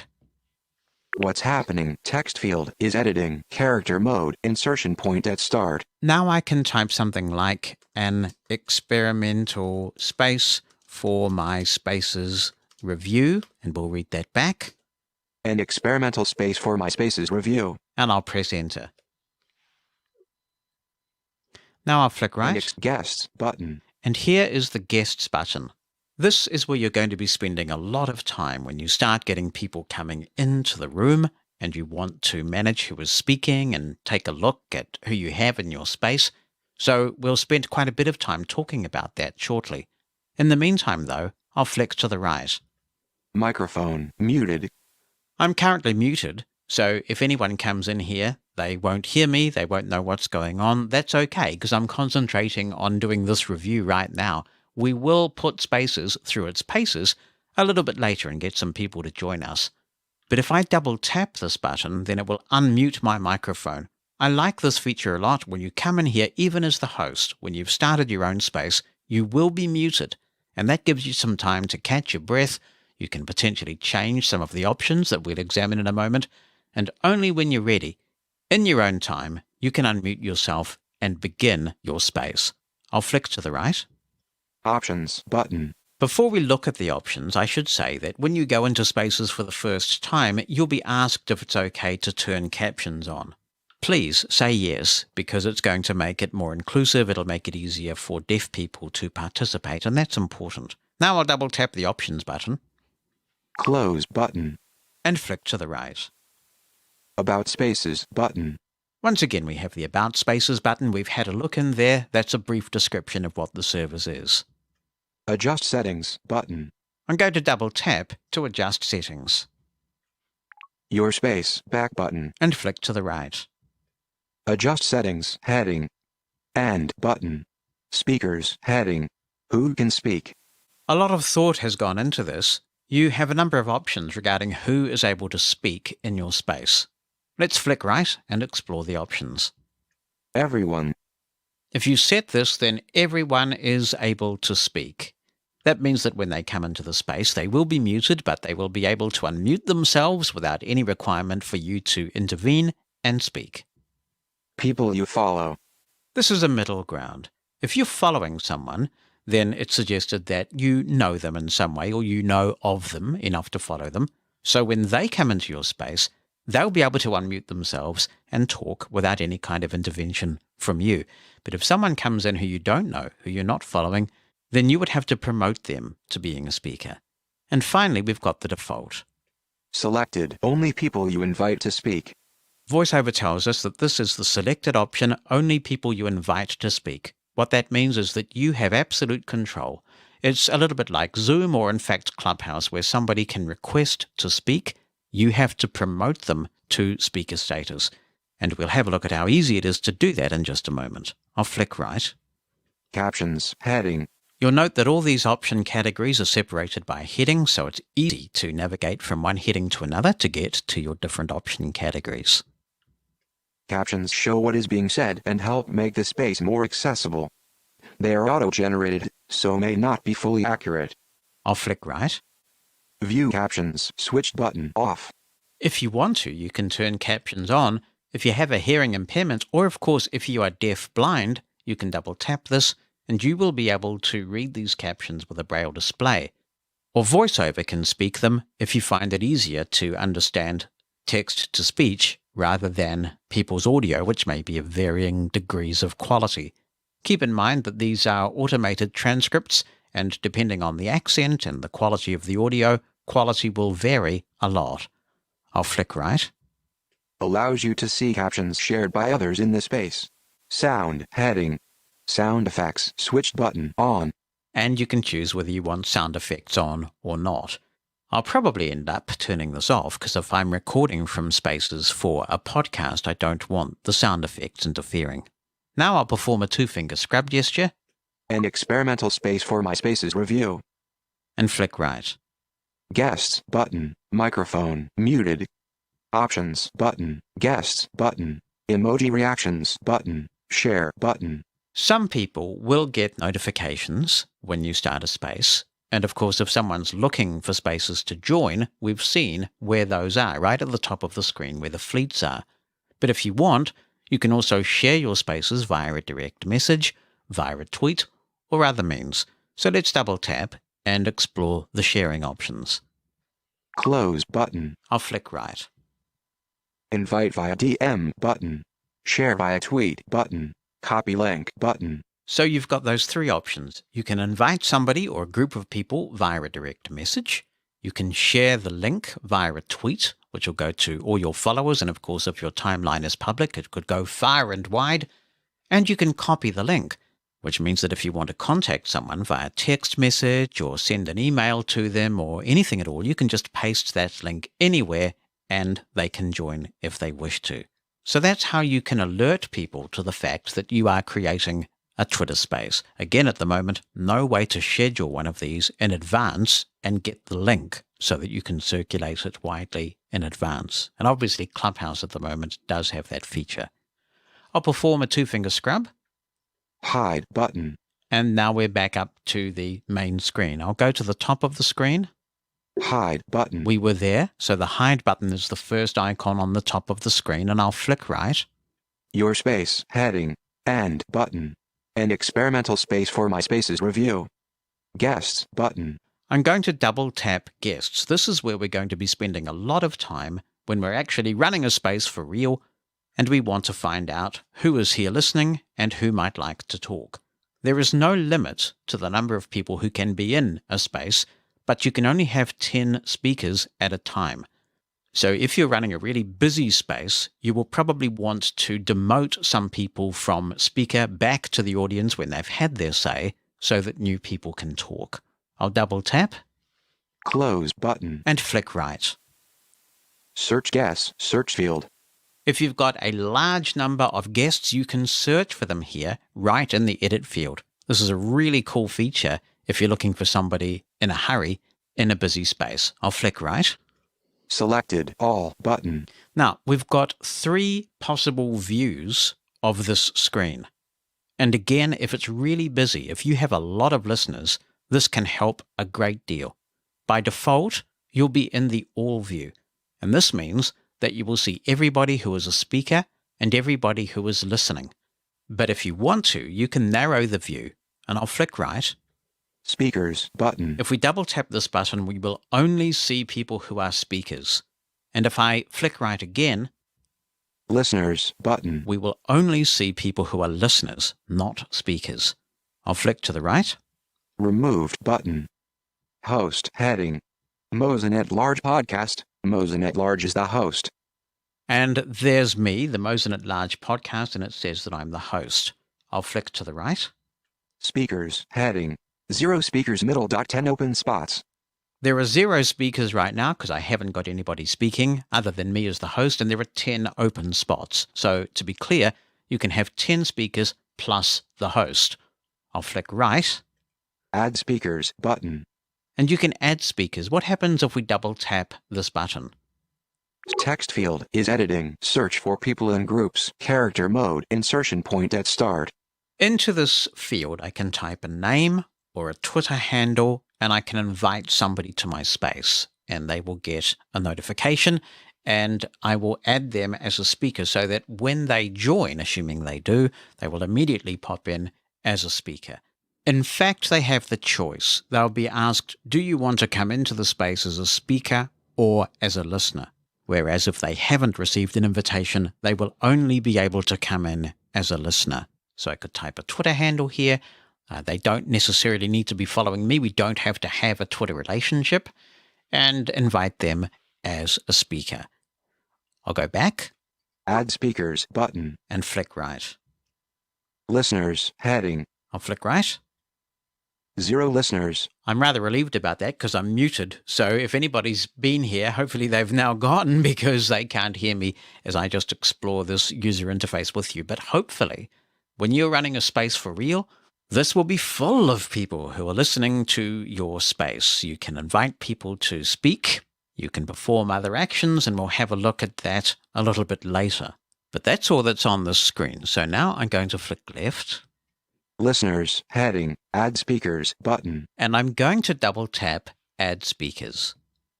Text field is editing. Search for people and groups. Character mode. Insertion point at start. I'm going to type Bonnie's Twitter name, which is Bonnie Mosen, all joined together, and now flick to the right. Bonnie Mosen. Add Bonnie Mosen button. And there she is. So I'll double tap. Selected. Bonnie Mosen. Add Bonnie Mosen. And you can keep inviting people, but I am done with this process. So I'll go to the top of the screen with a 4-finger single tap on the top half of the screen. Invite button. And there's the invite button. I'll double tap. Selected all button. And now I'll flick right. Speakers button. Listeners button. Removed button. Host heading. Mosen at Large podcast. Speakers heading. 0 speakers middle. 10 open spots. Null is a listener. That one obviously needs a bit of tidy up now that I have invited Bonnie. It says null is a listener, and it will stay that way unless and until Bonnie or whoever you've invited comes into your space. Cancel invite button.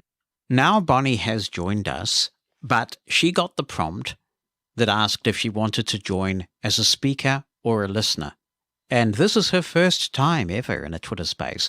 So she's chosen to join as a listener. So let's see what happens when you get a listener in your space. So if I flick right, Bonnie Mosen is a listener. it shows me that Bonnie is a listener. Now if I double tap, Close button. we can have a look at what we can do in this screen. I'll flick right. Bonnie Mosen. Following Bonnie Mosen button. Send direct message button. I can send a direct message right from here, and that's quite useful if you want to send somebody a link. Bonnie Mosen or joined.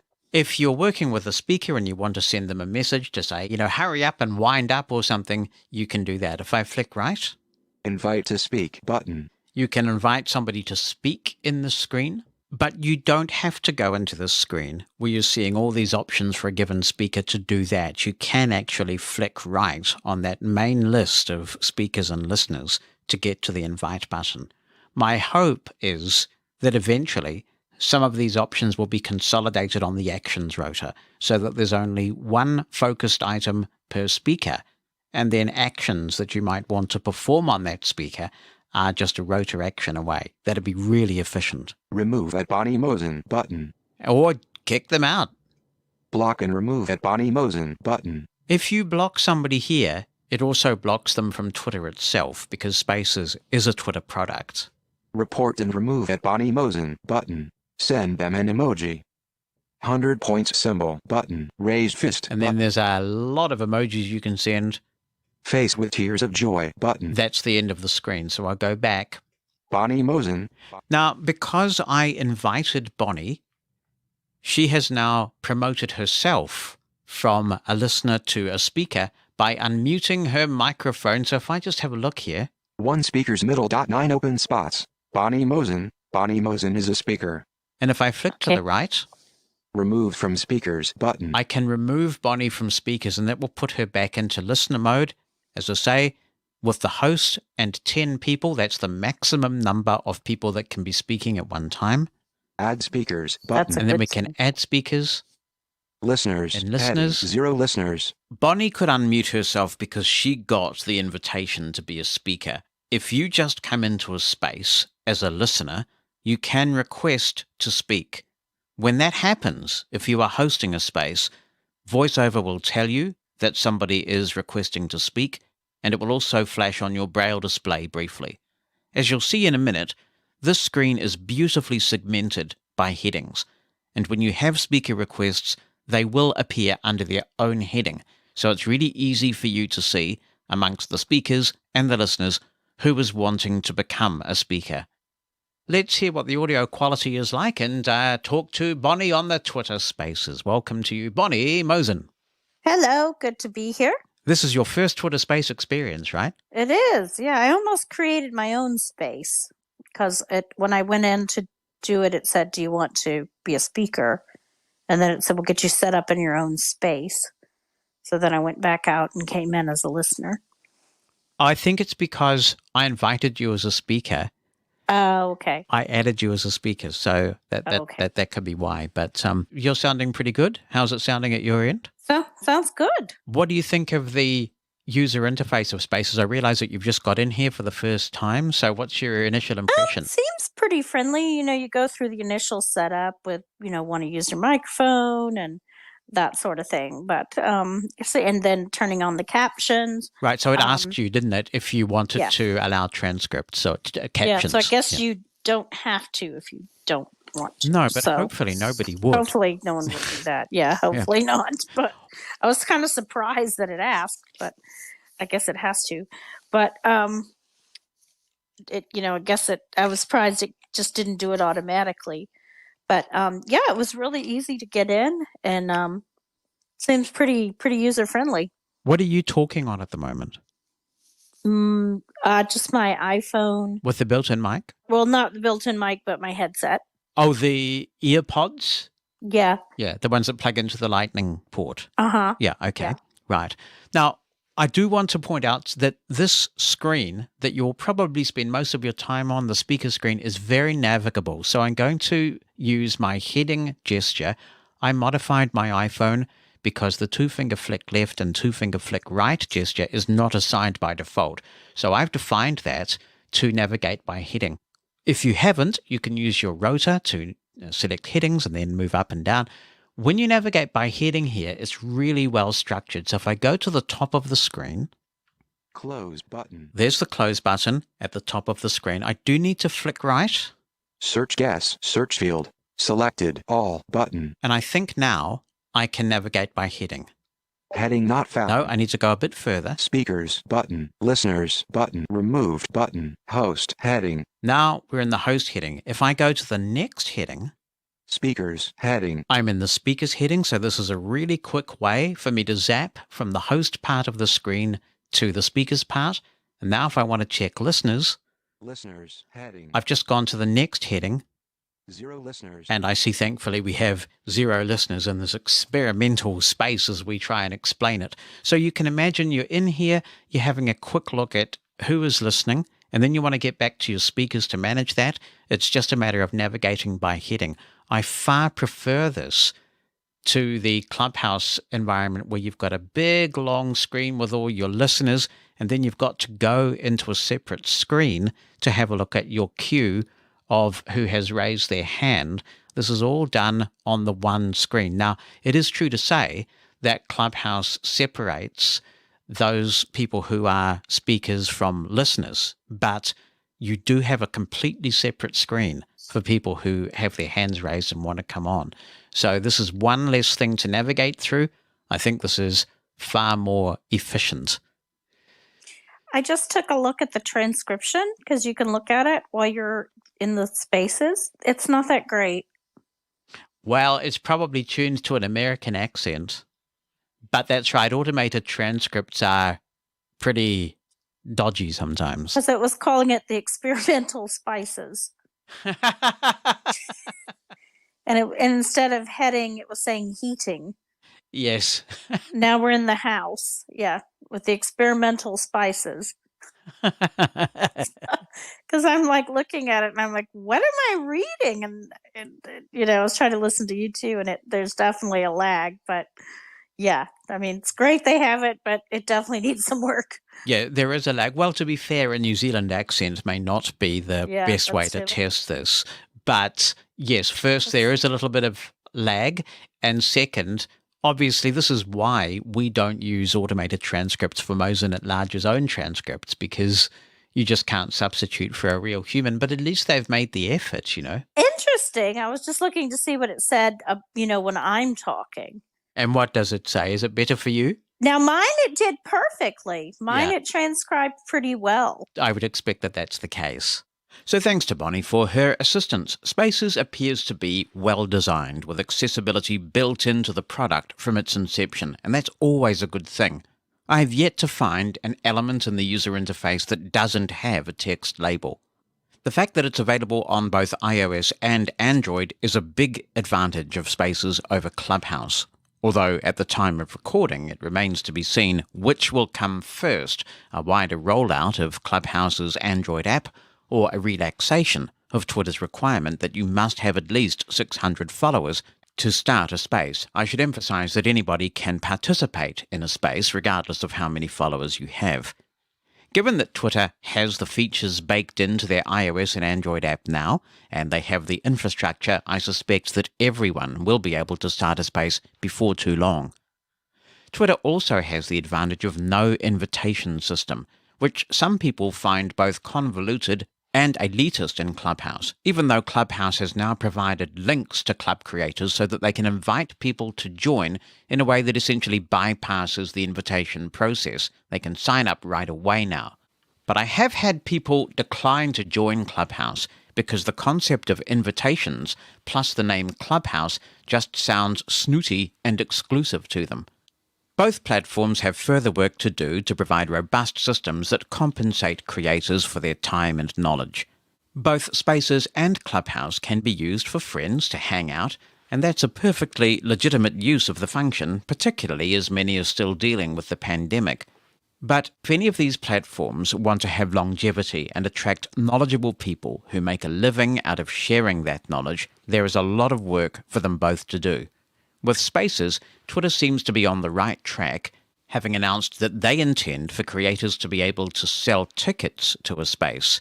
I like this terminology because everybody instantly understands what it means. It's language we can relate to. The devil, of course, will be in the detail. How easy will it be to register as a creator, and what cut, if any, might Twitter take of the revenue? Will you be able to have revenue deposited in popular services like PayPal, or will it be necessary to use the banking system? If the latter, it may take some time to scale internationally.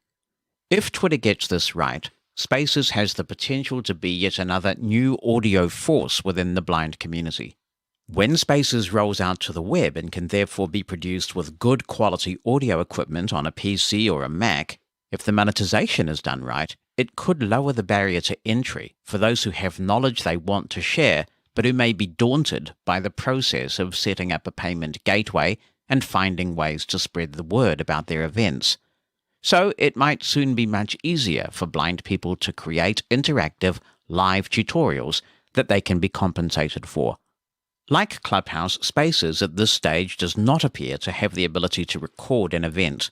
Seasoned podcasters and audio professionals will be able to do this themselves. But the lack of recording and replay capability for everyone is a serious weakness of both platforms. As a listener, it feels disrespectful to me that if work or family commitments prevent me from hearing a Space or a Clubhouse event live, I'm out of luck unless the creator has the means and ability to record it and publishes it elsewhere. This is a particular issue for Clubhouse in my view, because with Clubhouse I need to have a separate relationship with the creator of the Clubhouse platform. In other words, there's no way via Clubhouse itself for me to get a link to a recording of an event unless I'm in touch with the creator on another platform. Twitter has the advantage of being a well-established social network, so if I follow the Twitter account of the person or entity who created the space, that account can also be used to tweet a link to audio of the event if they have the ability to create that audio. Still, it would be far easier if Spaces would allow the creator to give permission for any listener to gain access to the recording, that all participants know the event is being recorded, and that it's available after the event, much like we used to call Periscope streams are now. The lack of recording on these platforms at the moment reminds me of TV before the days of the VCR. Now that was a very, very long time ago, and who really wants to go back there? On the surface, it may look like Spaces is a less feature-rich platform than Clubhouse. Clubhouse has clubs, for example. But I think that's not strictly true because Twitter has Twitter accounts. Let me give you an example. I have my personal Twitter account, plus I have 3 other Twitter accounts I have varying degrees of interaction with. The Twitter account for this Mosen at Large podcast, the Mushroom FM Twitter account, that's the voluntary internet radio station I'm a part of, and the Twitter account for the organization for which I'm CEO in my day job. All these Twitter accounts can start Spaces of their own right now, so essentially they are already like clubs on Clubhouse. If I want to be alerted to Spaces they start, all I have to do is follow any of those Twitter accounts and turn notifications on. And once any Twitter account, no matter how many followers, can start a space, there's no reason why people can't set up an account whose primary purpose is the creation of spaces. Hopefully that will be less necessary if Twitter creates a granular approach to notifications where you can only be notified of spaces that are started but not tweets. But if you did go down this route, several people could have access to the credentials for that account if appropriate. So by virtue of being on Twitter, the club infrastructure is largely there already. Audio quality on Spaces is quite good. I would say that it is better than the way Clubhouse used to sound, but with Clubhouse's default audio having recently changed to the medium bandwidth option, I think the services are comparable. However, Clubhouse does have a high quality option, and I think that does sound a little bit better than Spaces. There is no way at the moment to change the audio quality of Spaces. Doing so on Clubhouse requires you to change it every time you go into a room. Twitter would be wise to offer a high-quality stereo option when Spaces come to the web. That would rock, and it would attract quality creators who can produce really good audio. The challenge of any of these services is discovery. How can you find spaces that you want to be a part of? I would love to see a separate tab in the Twitter app devoted to spaces, where I can review with much greater ease not just spaces underway from people I follow, but other spaces that are in progress that my followers are in, but whose creators I might not be following. We're not going to see the blind community stop using Clubhouse en masse and moving over to Twitter Spaces overnight, particularly while there's a requirement to have at least 600 followers before you can start a space, and when scheduling of spaces hasn't been rolled out yet. But that limit won't last forever, and scheduling is coming. With excellent attention to accessibility, full iOS, Android support, and web browser support on the way, I don't think there's any doubt that spaces are going to have an impact in our community. I congratulate Twitter for the attention that they have paid to accessibility on this project and throughout all of Twitter in recent times. They've hired engineers specifically to tackle accessibility. Some of them are disabled themselves.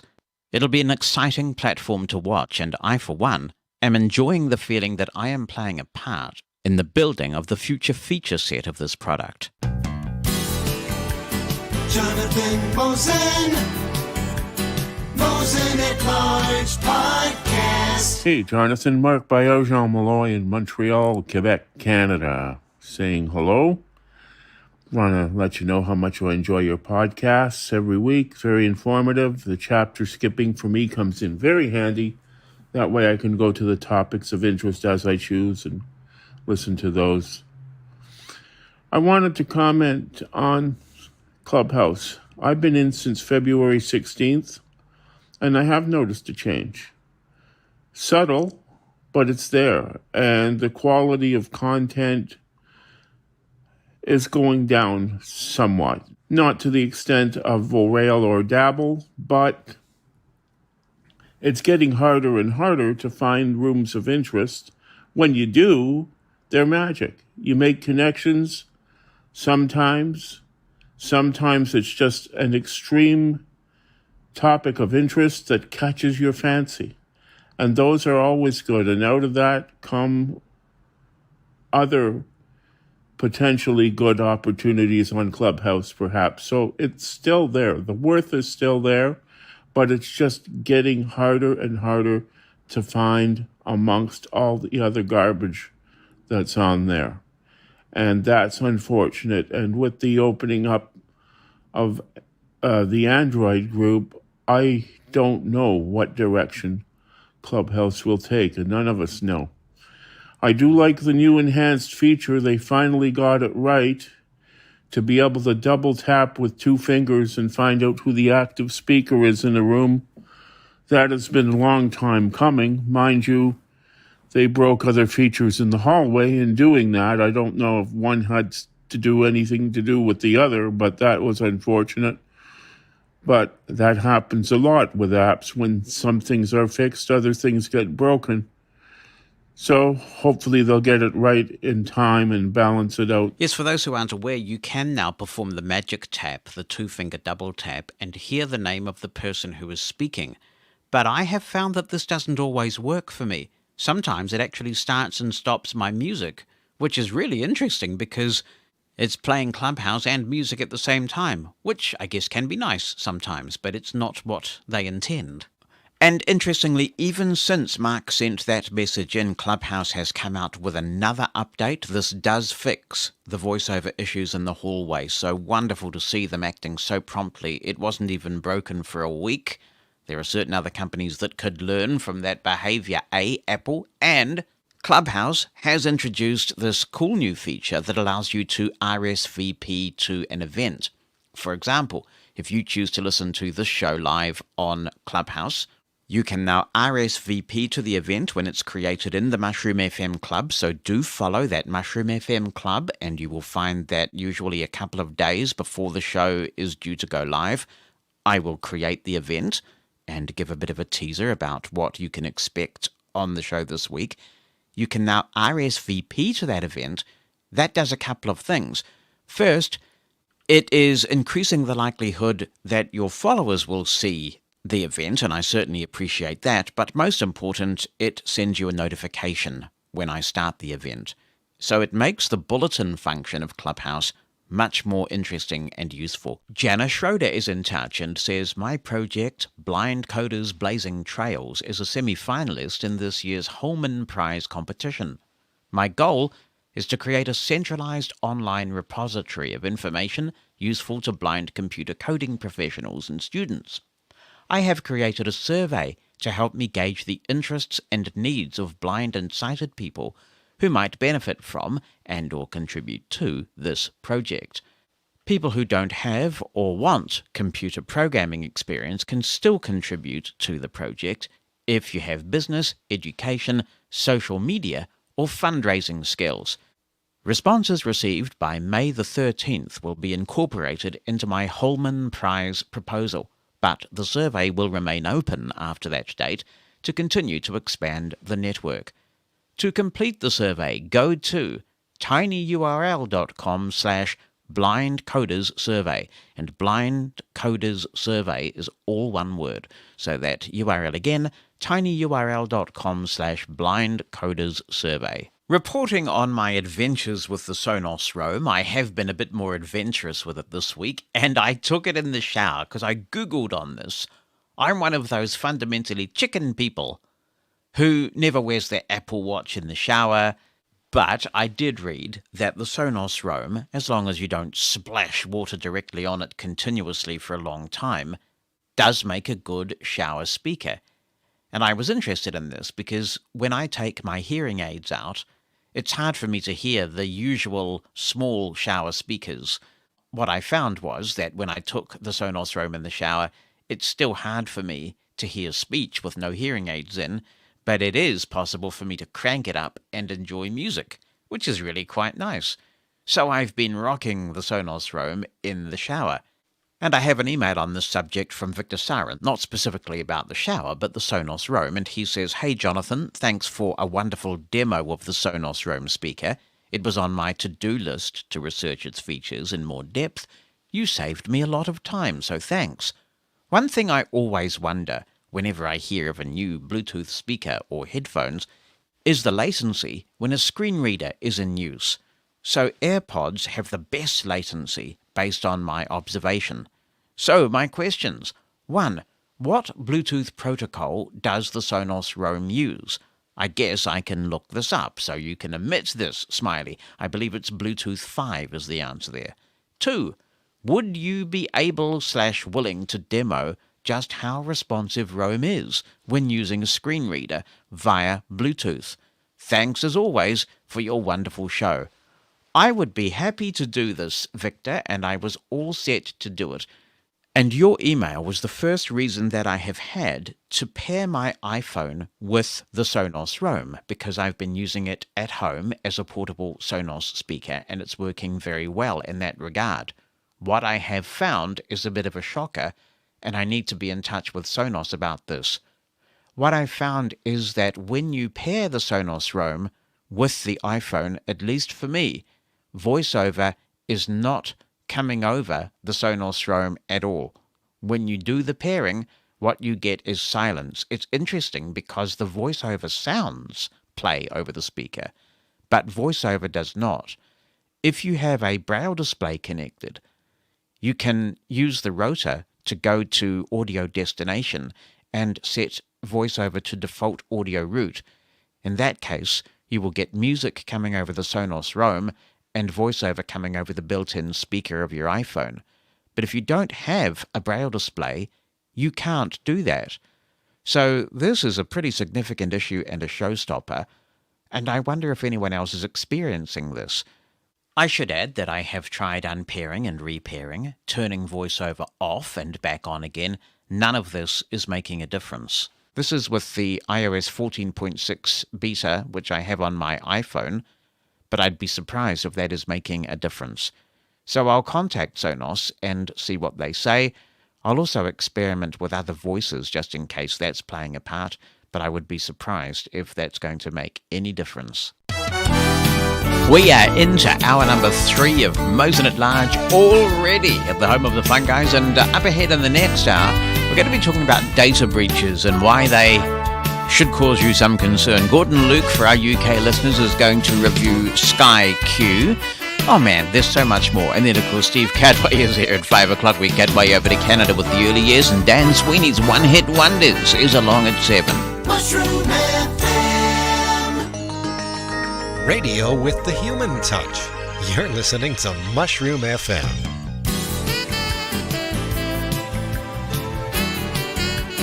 Mosen at Large Podcast. It is so good to have you here for the live version of the show. If you would like to be in touch with us, let me go through the contact information once again. I see that we have Stephen in Nigeria who's in touch on one of the social channels, either YouTube or Facebook, because they all come to me in the same place, so that's nice. You can drop me an email to Jonathan, that's JONATHAN at mushroomfm.com with a contribution for the show. You can write that down, as some people do, or record it, as some people do, on your PC, your smartphone, your Mac, whatever you have that will record a file. Depending on the length, you can attach it or send it as a Dropbox link or something, whatever works for you. You can also call the listener line, 864-60-MOSEN, 864-606-6736, and, of course, the Twitter hashtag is at your disposal as well. You can write the number sign in Mushroom FM anywhere in your tweet and track the hashtag if you would like. We have an email from Brian Gaff, and I am having some difficulty reading this, but I'll try because I think I understand the point that's being made, and if I'm right, then it is important. So we'll give it a go. The subject is iOS 14.5, and Brian says, "Hi, Jonathan, I'm having some issues with it. In this case, it revolves around a seemingly oversensitivity to my existing passwords for stuff. What does data leak actually mean? Why is it worried all of a sudden about a password that contains what it suggests is a common word? It all started when I tried to register for an account on that D-Link Wi-Fi switch for the Echo. Now I'm just stopping reading to say, I believe that you told us last time it was TP-Link, Brian, rather than D-Link. But I'm assuming you do mean TP-Link. I'll continue. The app D-Lash, or something like that, was being used by a sighted person on my phone due to the inaccessible buttons, and it was then that it offered to suggest another password, the phone that is, not the app. I declined, as after all it's just a mains switch. We never did get it to recognize it, or indeed allow the Soup Drinker app to see it. It wanted me to allow it by entering an IP address for my Wi-Fi, and I saw red at that point. Now this morning, resulting in this notification about data leak to some cloud service I've never heard of, and it's also moaning about my Dropbox password, which has been there for ages, and of course all the sites I used the login with your Google account option with. I'm tempted to turn it all off. Does it really mean there is a breach, or is it just suggesting that they are not as secure as it could suggest via what they call keychain? The problem is also that looking at the security and passwords bit of setting offers to allow the web browser to take me to the website to change the passwords. But guess what? The link does not seem to do anything at all. And it's signed Perplexed of Chessington. Okay, Brian, I'll have a go at unpacking this. iCloud Keychain will store your passwords and login credentials across all iCloud-enabled devices, and you can get security warnings for various reasons. One of the most common ones is if you use a password that is easily guessed, and in that case you'll be advised that it's a good idea to change your password to something less obvious. If you are being told that your password has appeared in a data leak, you need to take that very, very seriously.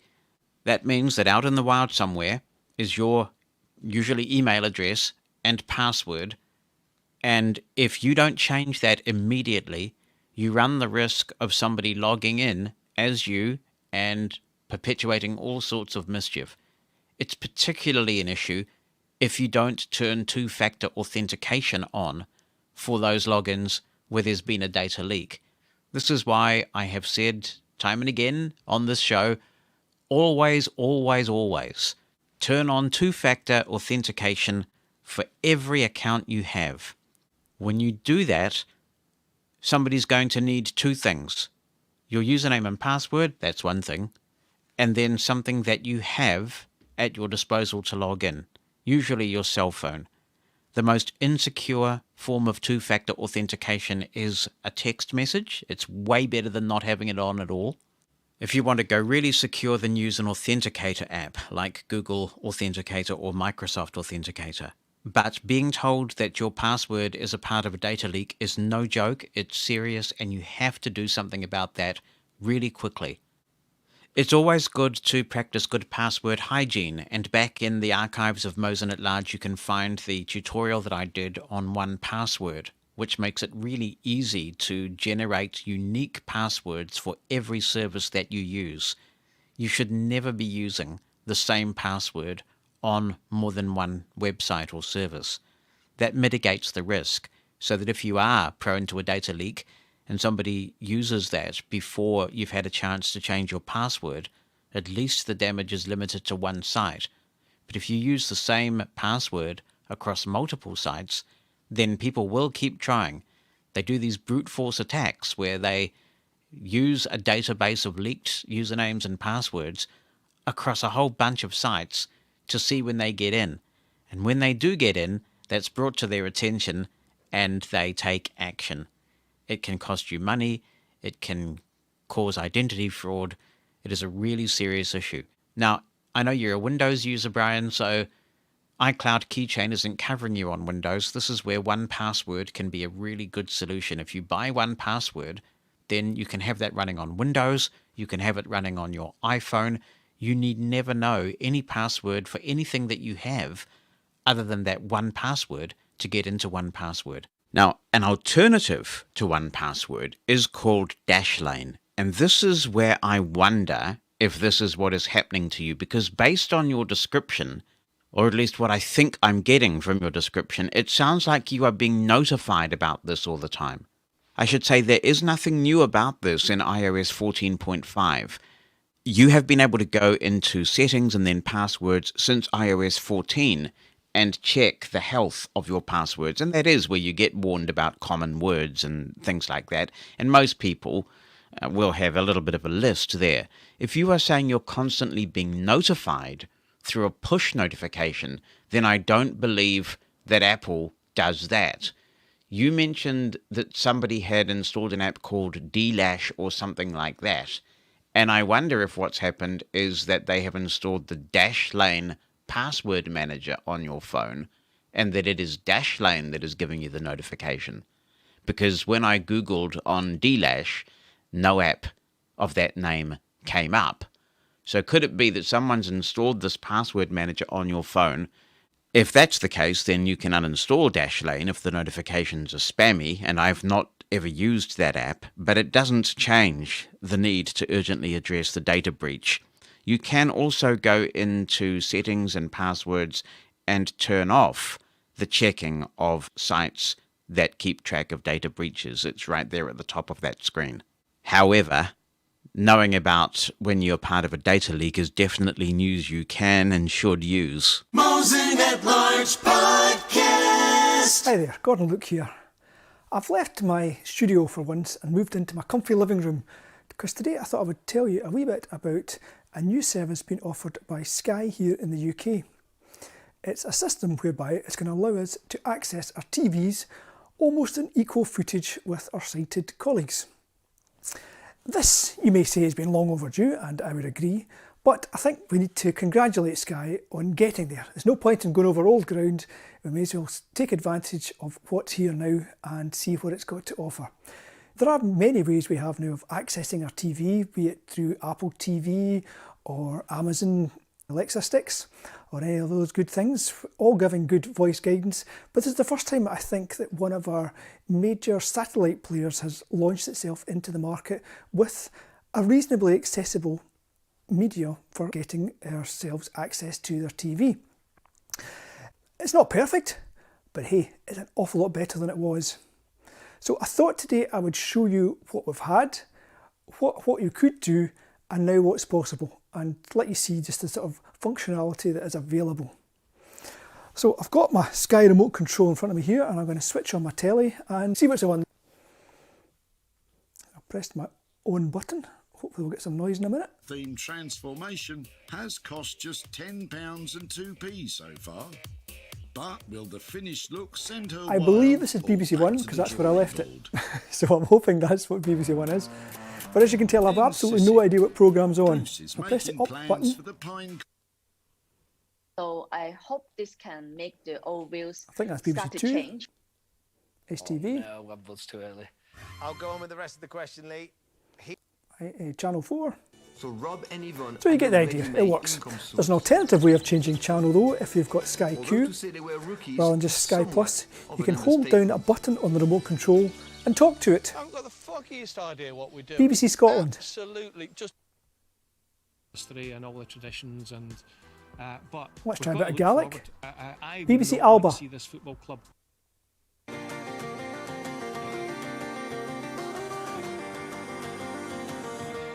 That's our traditional Gaelic channel here.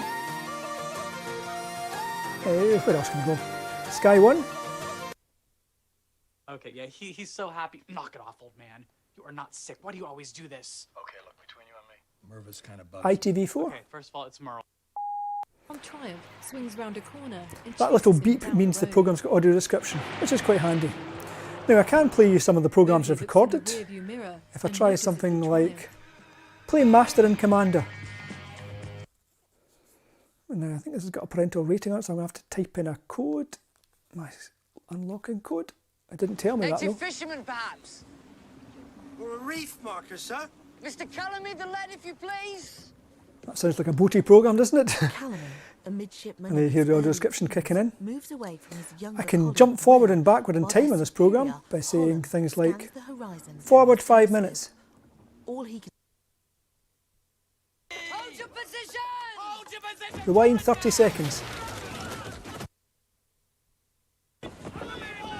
Straight at him, Mr. Mode. Straight at him, sir.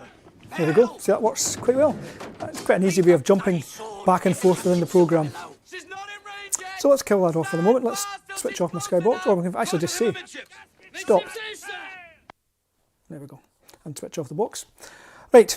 So that basically gets you a very basic access to your programmes and hopefully enough to get you just about surviving, though not ideal. However, if you've got an iPhone, you can do some clever things with your Skybox. As I open up my phone here. Sterling, 10 degrees Celsius. Messages. Open Sky Go. Sky Go. Sky Go loading. Settings. Button. So let's go to the top of the application. Settings. Button. That's a button at the top corner. That button's always there. Home. Heading.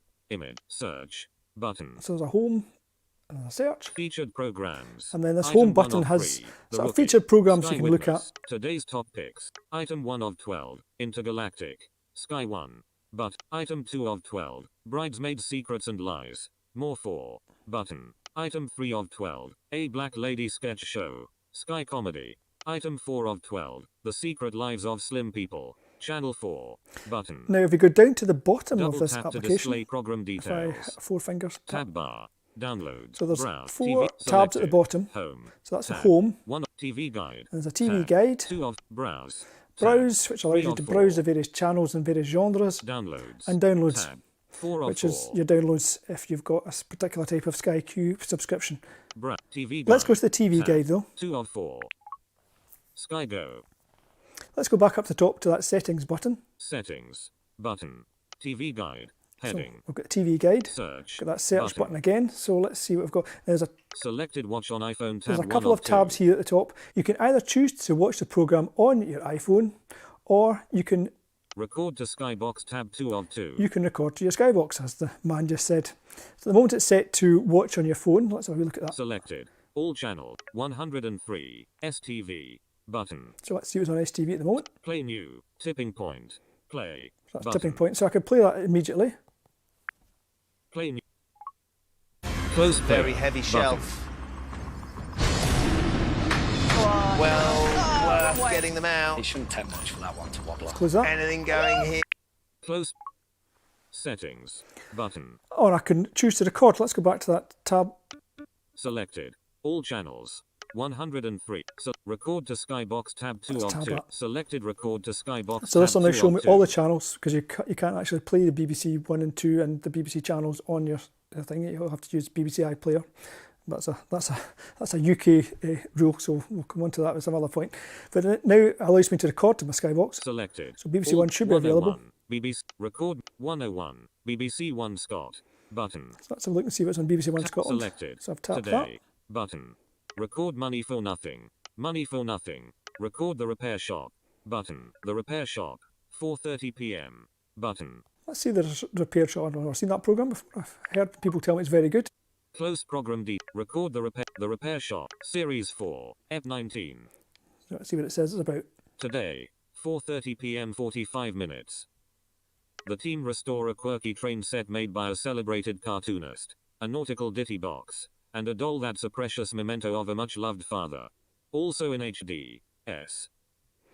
So let's find out to record that. So let's go back. Today, Series 4, The Repair Shop. Record The Repair Shop. Series 4, F19, BBC One Scott. Close. Button. Record series on... Record once on Skybox. So Button. let's record that. One episode. That's it done. Close program details. BBC One Scott. Okay, so that basically rounds up what you can do on your phone. It's reasonably okay. It means you can then watch the programme later on your Skybox. Okay, so let's put my phone off. And let me tell you about the new thing that has come to Sky recently. Let's switch the box back on again. What do you want me to do about it? That bomb was meant for you, and the second one today So let's proves try it. And turning you on knew this it new was feature. coming. Why don't you cool Enable down, voice young man? guidance. Considering you just escaped death, you're pretty cool. And now switch yourselves to Oh, BBC One. cocktails, I want answers. BBC One Scotland. So do I. Thank you so BBC One Scott HD 101. Money for nothing. I'll see you soon. Take care, Bruce. So we Thank now know you. what's on. Let's change channel. Let's got one. 5. BBC Two HD 102. Snooker World Championship. And up to STV. Close the gap. STV HD 103. New Tipping Point. So let's see what's on STV. We press the select button. STV HD 103. Have a look New and see. Tipping Point. New The Chase. STV News at 6. ITV Evening News. Emmerdale. Coronation Street. Start The People's History Show. Starts at 8 p.m. Duration 30 minutes. Video format HD. Subtitles. The People's History Show travels around the country to bring you amazing stories from Scotland's past. S3EP14. I'm not sure if anything's Let's go to a channel where I've got nothing, so we can have a wee look at the menus that are an option here. Still got 4 more to put in there, Let me Jake. try a channel I don't subscribe to, which is Sky Sports. Sky Sports 1.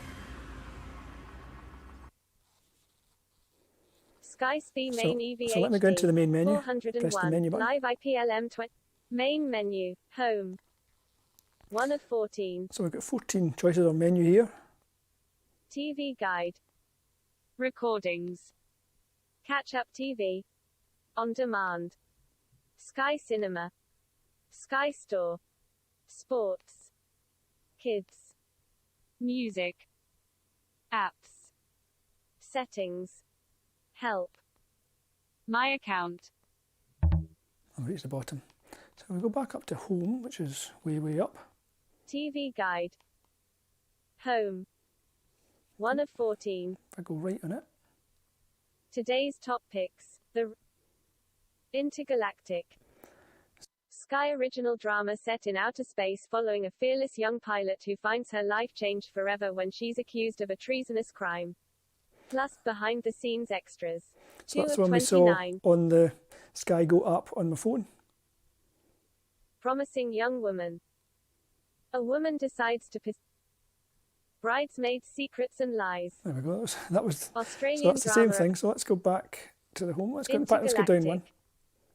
Sky TV BAFTA nominees 2021. I hate today's top pick. Main menu. Home. 1 of 14. TV Guide. That's the TV Guide. So let's 2 go of into it. 14. TV Guide. All channels. 5 of all channels. BBC One Scott HD. Money for nothing. Started at 3:45 p.m. Duration 4. BBC 2 HD.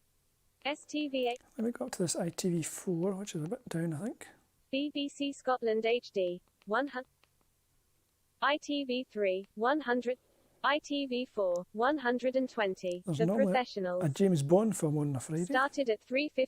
Minder. Monster Carp. Monster Carp. Moonraker. Ah, there we go. Starts at 8 p.m. Duration 1 hour. Subtitles. Audio description. Action starring Roger Moore and Lois Chiles, 1979. James Bond blasts off to investigate when a spaceship is hijacked, and comes face to face with metal-toothed jaws. Press enter on that. Moonraker. Record series. 1 of 3. ITV4 120. So that's it recorded, I think. So hopefully that shows you some of the functions now that are available. You can basically do most things. There are one or two things that you cannot use. For example, you cannot control any of the additional ones like Netflix. If you've got Netflix subscription tied into your Skybox, Netflix isn't working yet. But you know, it's early days, but it's an awful lot better than it was. It means you now know what you've got in your box. For example, if I go back to that main menu and go back to recordings, let me press that home button again. Main menu. Home. TV guide. Recordings. So let's have a look in there, see what we've got. 3 of 4. Recordings. Most recent. 1 of 7. Most recent. Money for nothing. Master and Commander. There's the Master Duration and Commander. 2 hours and 48 minutes. Age rating 12. Subtitles. Audio description. The Far Side of the World. 2003. pressed Napoleonic select. Maritime I should Epic. play it. Master and Commander. Continue. 1 of. Please enter your PIN. 1 of 4. You see, this time it tells me to enter my PIN, whereas before I had to know that that was what had come up on the screen. 3 of 4. 4 of 4. There we go. So I have to say it's a much better experience than what we had before. The captain's steward and his mate are sent flying by another cannon. Stop. Okay, as I say to you, it's not perfect, but it is a big step forward. I think Sky should be congratulated on that. So I hope this whistle-top tour has given you some indication of what you can now do with your Sky Q box. I say it's only Sky Q, it's not the Sky Plus boxes which have this functionality. But I have to say it's quite difficult not to get a Sky Q subscription these days. They're very much pushing it as part of their deals and the prices are pretty much the same. One downside, which some of you may find quite annoying, and it's a tad annoying, is when you switch on that voice commander, the Dolby 5.1 surround sound disappears. You're down back to stereo channels.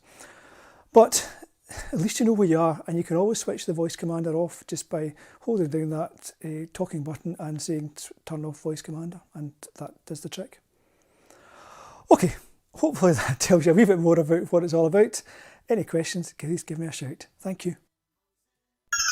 Mosen at Large Podcast. Got a Q-Braille from him, so well Dan Tebelt has, and he has some comments. He says, I've had my Q-Braille for about a week and can't resist making some initial observations. I like the device, but I do have some concerns. My biggest complaint is the issue where I press the pairing plus the mode keys simultaneously when the display is in hybrid mode, and I want to change the grade of Braille with an uppercase B, which will be translated by the display.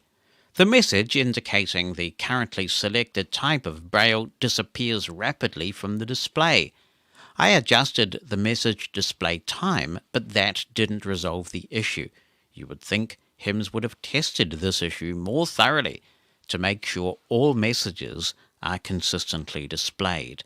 If there is a better way to determine the active grade of Braille, I don't know about it. I ran into an issue where cursor routing wasn't working well when editing email or Microsoft Word documents. The latest JAWS update seems to have fixed this problem. I don't think it is a result of something HIMS did. I have seen this issue when using my Focus display. It may be something caused by the operating system or JAWS in general. I haven't done a thorough test of NVDA, so I don't know if this is a problem there. For the most part, all keys work consistently. I have experienced the issue where pressing Alt plus Tab only cycles between two applications. I would think that since my QBraille is new, I wouldn't experience this issue.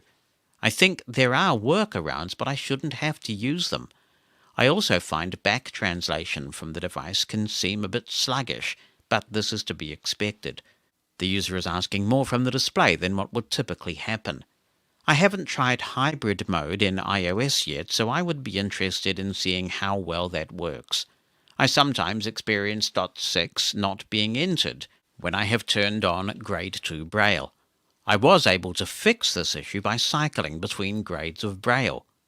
I wouldn't say I regret getting this device instead of the Mantis. Every display will have its strengths and weaknesses. The fact that I was able to write most of this email in Grade 2 Braille is a plus. I still have to use a QWERTY keyboard when I get stuck. I would love to test out the Mantis, but I don't have enough money for 2 displays. I would really love to test the NVDA add-on Braille Extenders, which allows a user to switch between multiple Braille displays, but I don't think my Focus would work well enough to give me any benefit. Right now my Focus is gathering dust, and I don't miss using it. For one thing, I really like the keyboards HIMS uses better than the Focus. Some people, like Jonathan Mosen, object to the location of the spacebar on the QBraille, but it's a matter of personal preference. I'm still getting used to developing muscle memory, so I can operate a computer or phone strictly from the display, but this is taking time. This is to be expected when learning a new product. The experience could be improved if HIMS had a better user manual. It would be really nice to have documentation about how to use the display with a screen reader and not just setting it up. I suspect there are commands and functions I don't know about because they're not adequately documented in the manual.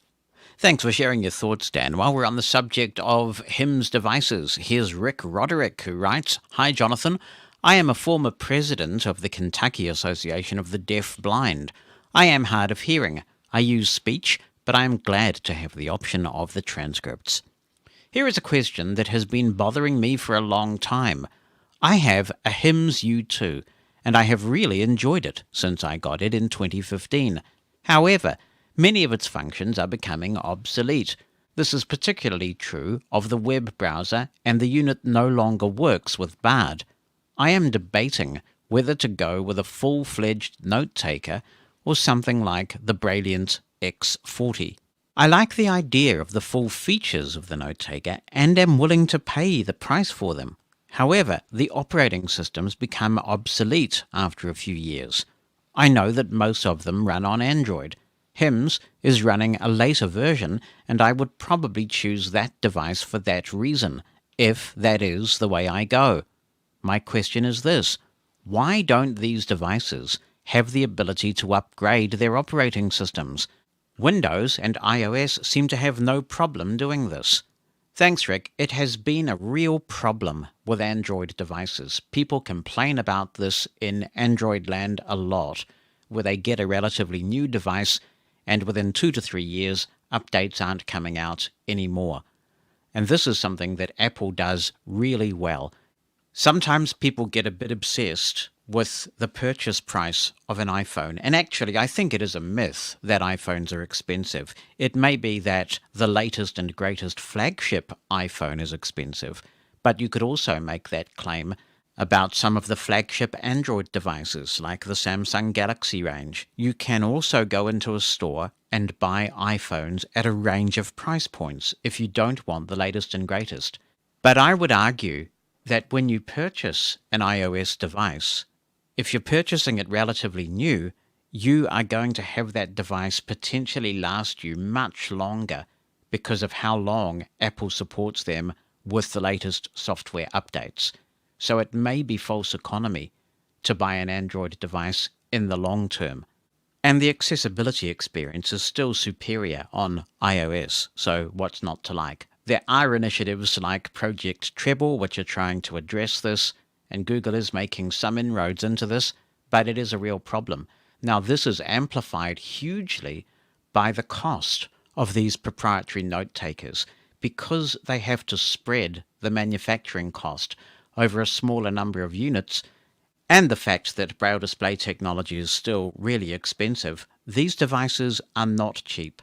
And that is why I would tend to go for a product that does the basics if you do need note-taking functions, hand over the heavy lifting to your laptop or your smartphone.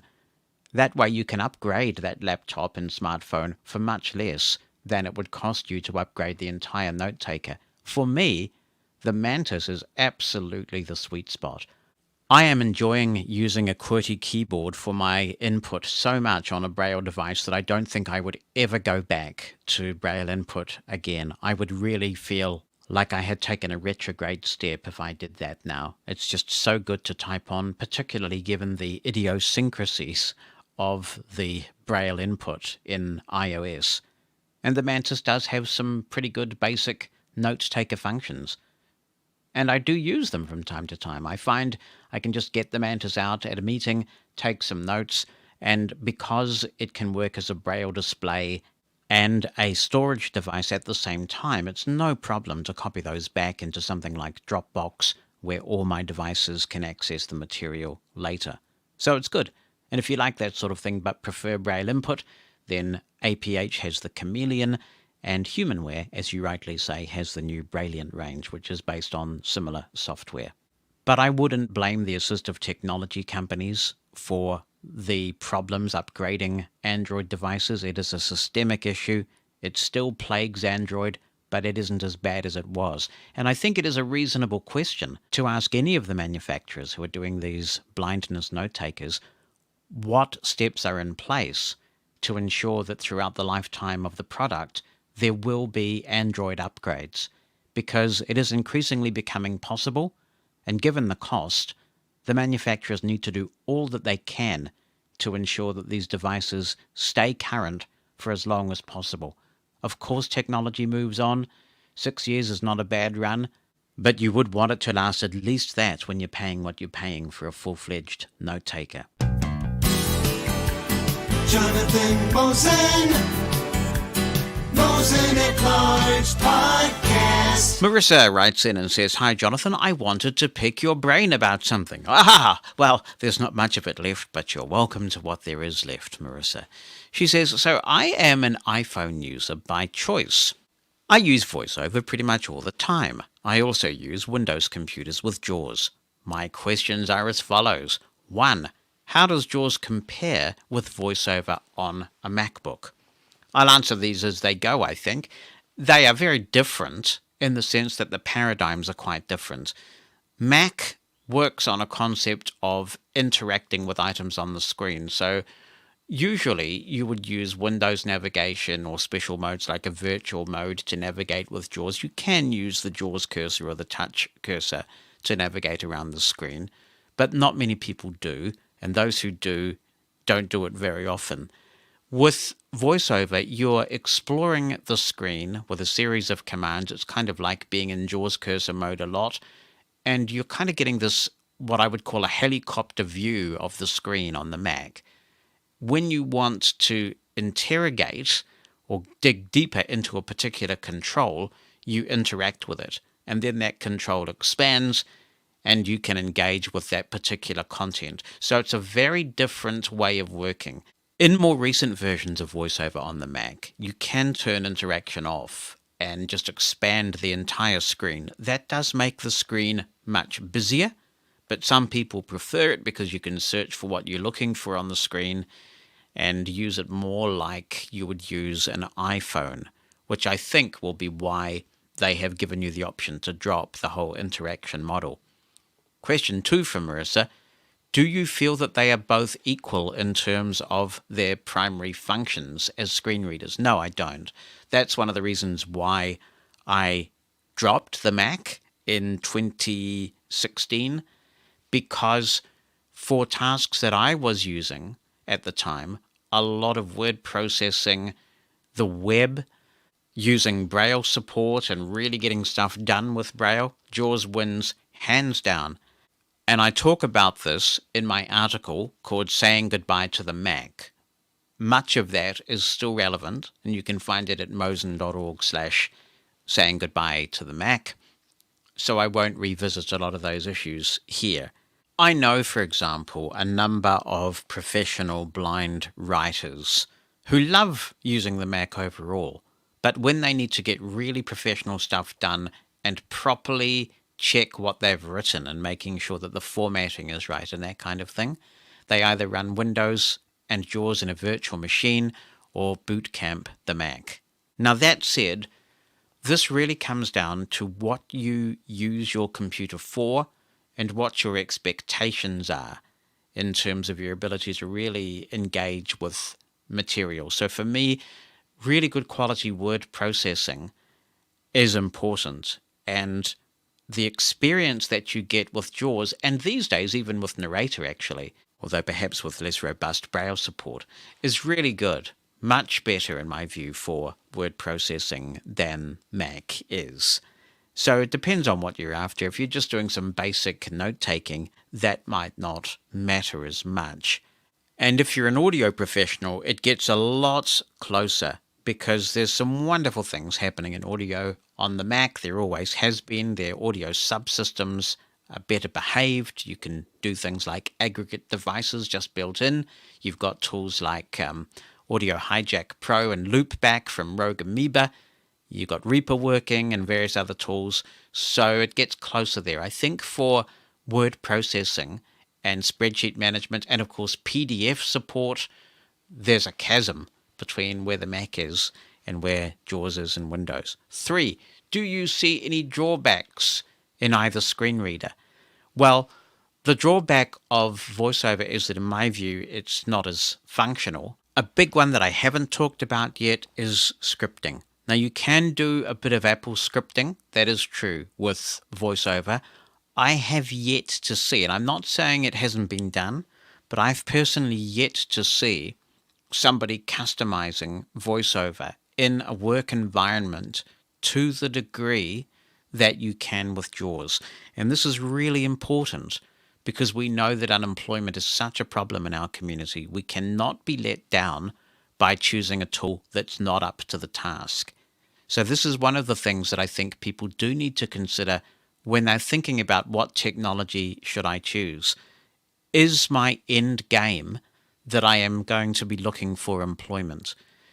And if so, you should be not only choosing Windows in my view, but you should be choosing JAWS. And I say this for 2 reasons. First, the majority of the world's computers, the vast majority, run Windows. And although we are in an increasing era of bring your own device, it's highly likely that you're going to be going into an environment where Windows is the dominant operating system unless you're in a niche industry like design or audio production. So it's going to vary depending on what your industry is that you want to be in. But the second thing is, if you're looking for a job, say, in a call center, a good JAWS scripter can come along and hopefully, if the application is exposing what's required, a JAWS scripter can set up an environment for you where you can press hotkeys to get specific information either on a Braille display or spoken to you, like maybe the name of the caller, whether you can tell from caller ID that they're an existing customer, perhaps reading a notes field in the record of the customer relationship management system that you're using. All of these things matter. And all of these things are very doable in JAWS, but to the best of my knowledge, I have not seen that degree of customization done in a Mac environment, even though you can do a bit of Apple scripting. So if you have those ambitions to seek work, you are far better investing your money and your time in becoming proficient with JAWS, which is going to increase your likelihood of being proficient on the job so that when that opportunity comes, you're not struggling to learn a completely new assistive technology because you chose an assistive technology that was never going to cut it in your workplace. And the drawback of JAWS is, of course, that it's not free. But let's also not forget that with the M1 Max, It is a pretty nice experience. I mean, they wake up from sleep so incredibly quickly and they're reliable. You also have the ability to run an increasing number of iOS apps on the M1 Max. So I think it really depends on what you're after. And also, I think it does depend a bit on what you're used to.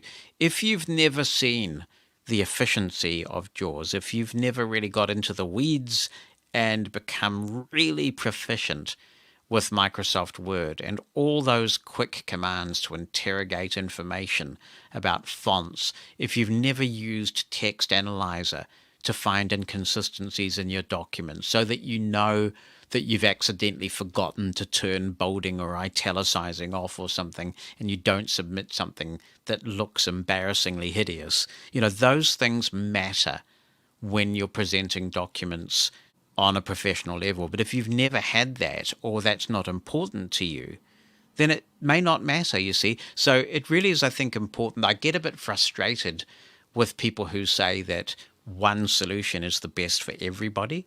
It absolutely isn't.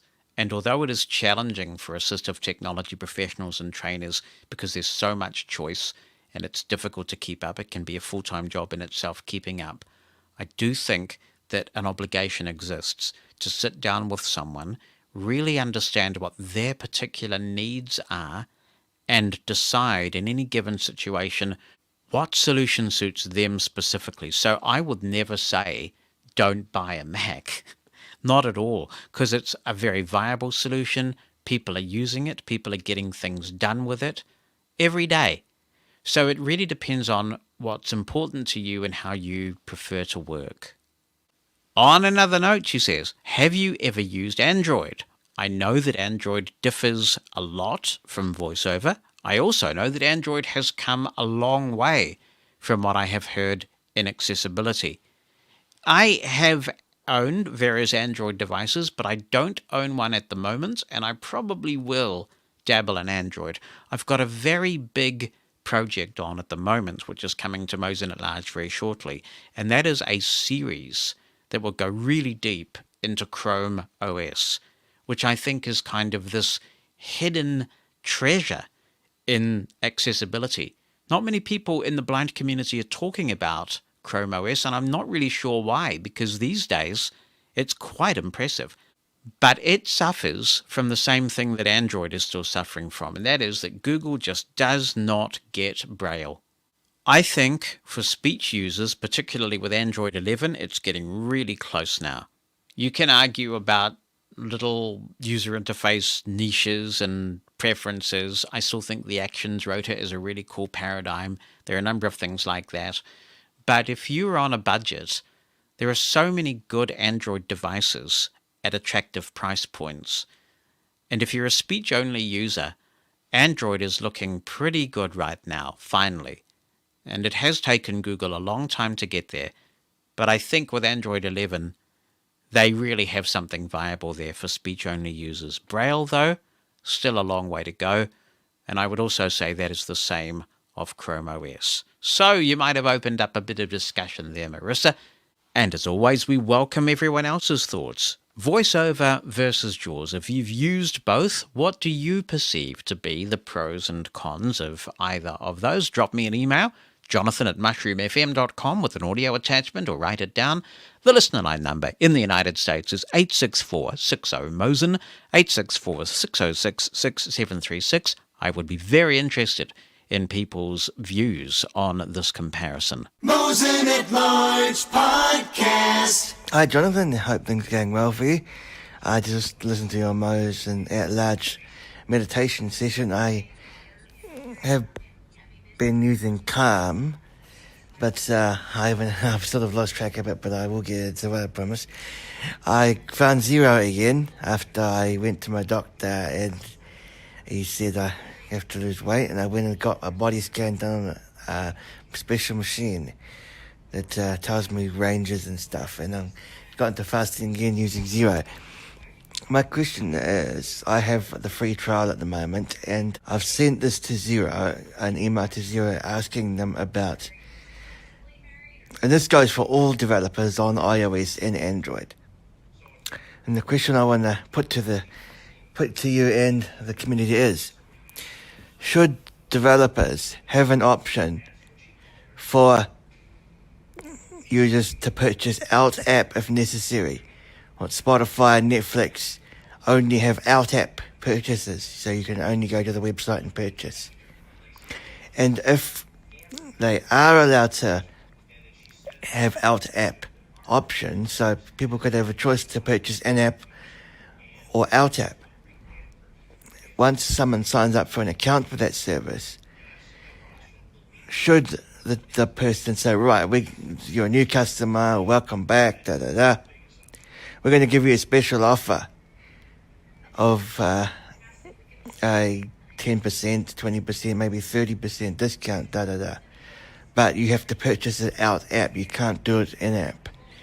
Because I've seen some in-app purchases, while convenient, and it's good that developers are putting discounts into in-app purchases. They don't really make sense because Apple takes their 30% cut anyway. So if someone offers a 30% discount in an in-app trial,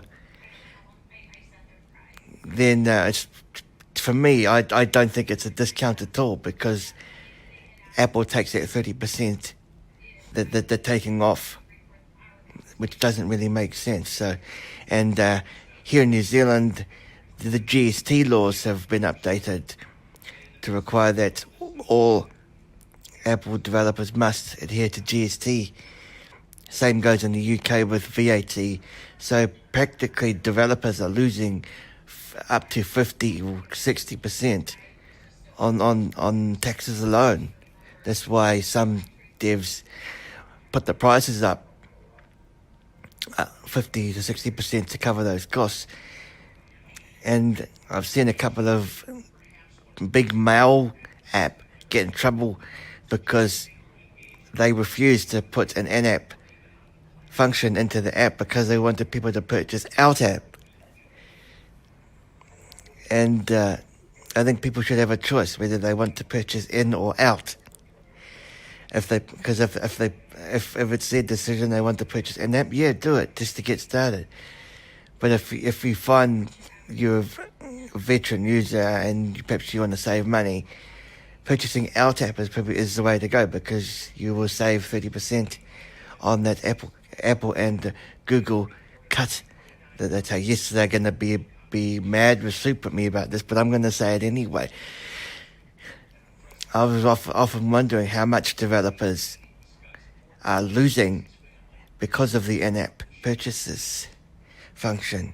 And apps like FTTT in Uber let you put your debit or credit card information directly into the app.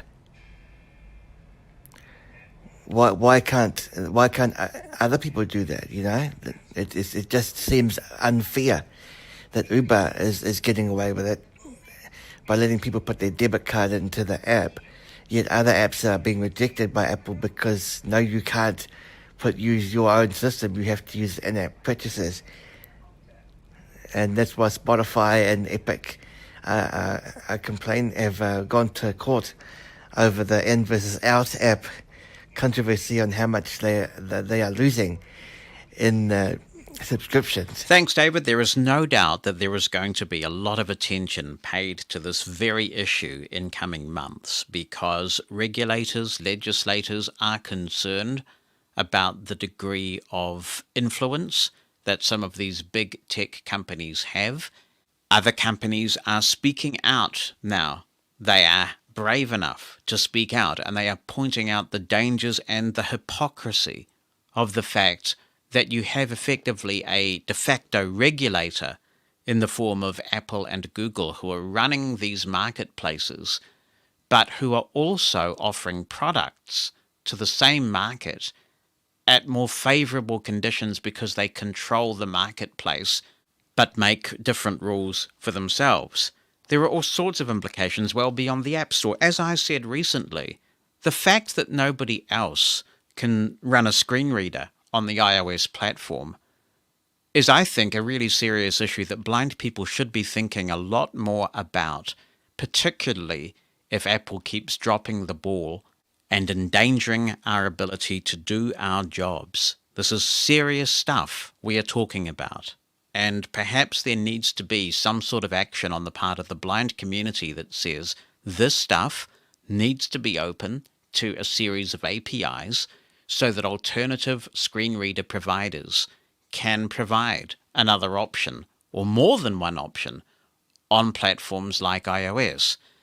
Now, to be fair, Android does offer this, and you don't see too many alternatives there, and perhaps the argument is that while sometimes the free solutions do break and have serious bugs, they do tend to get fixed in time, and there's just not the market for somebody to invest a significant amount of money in developing a product that would compete with a very mature free solution, so who knows.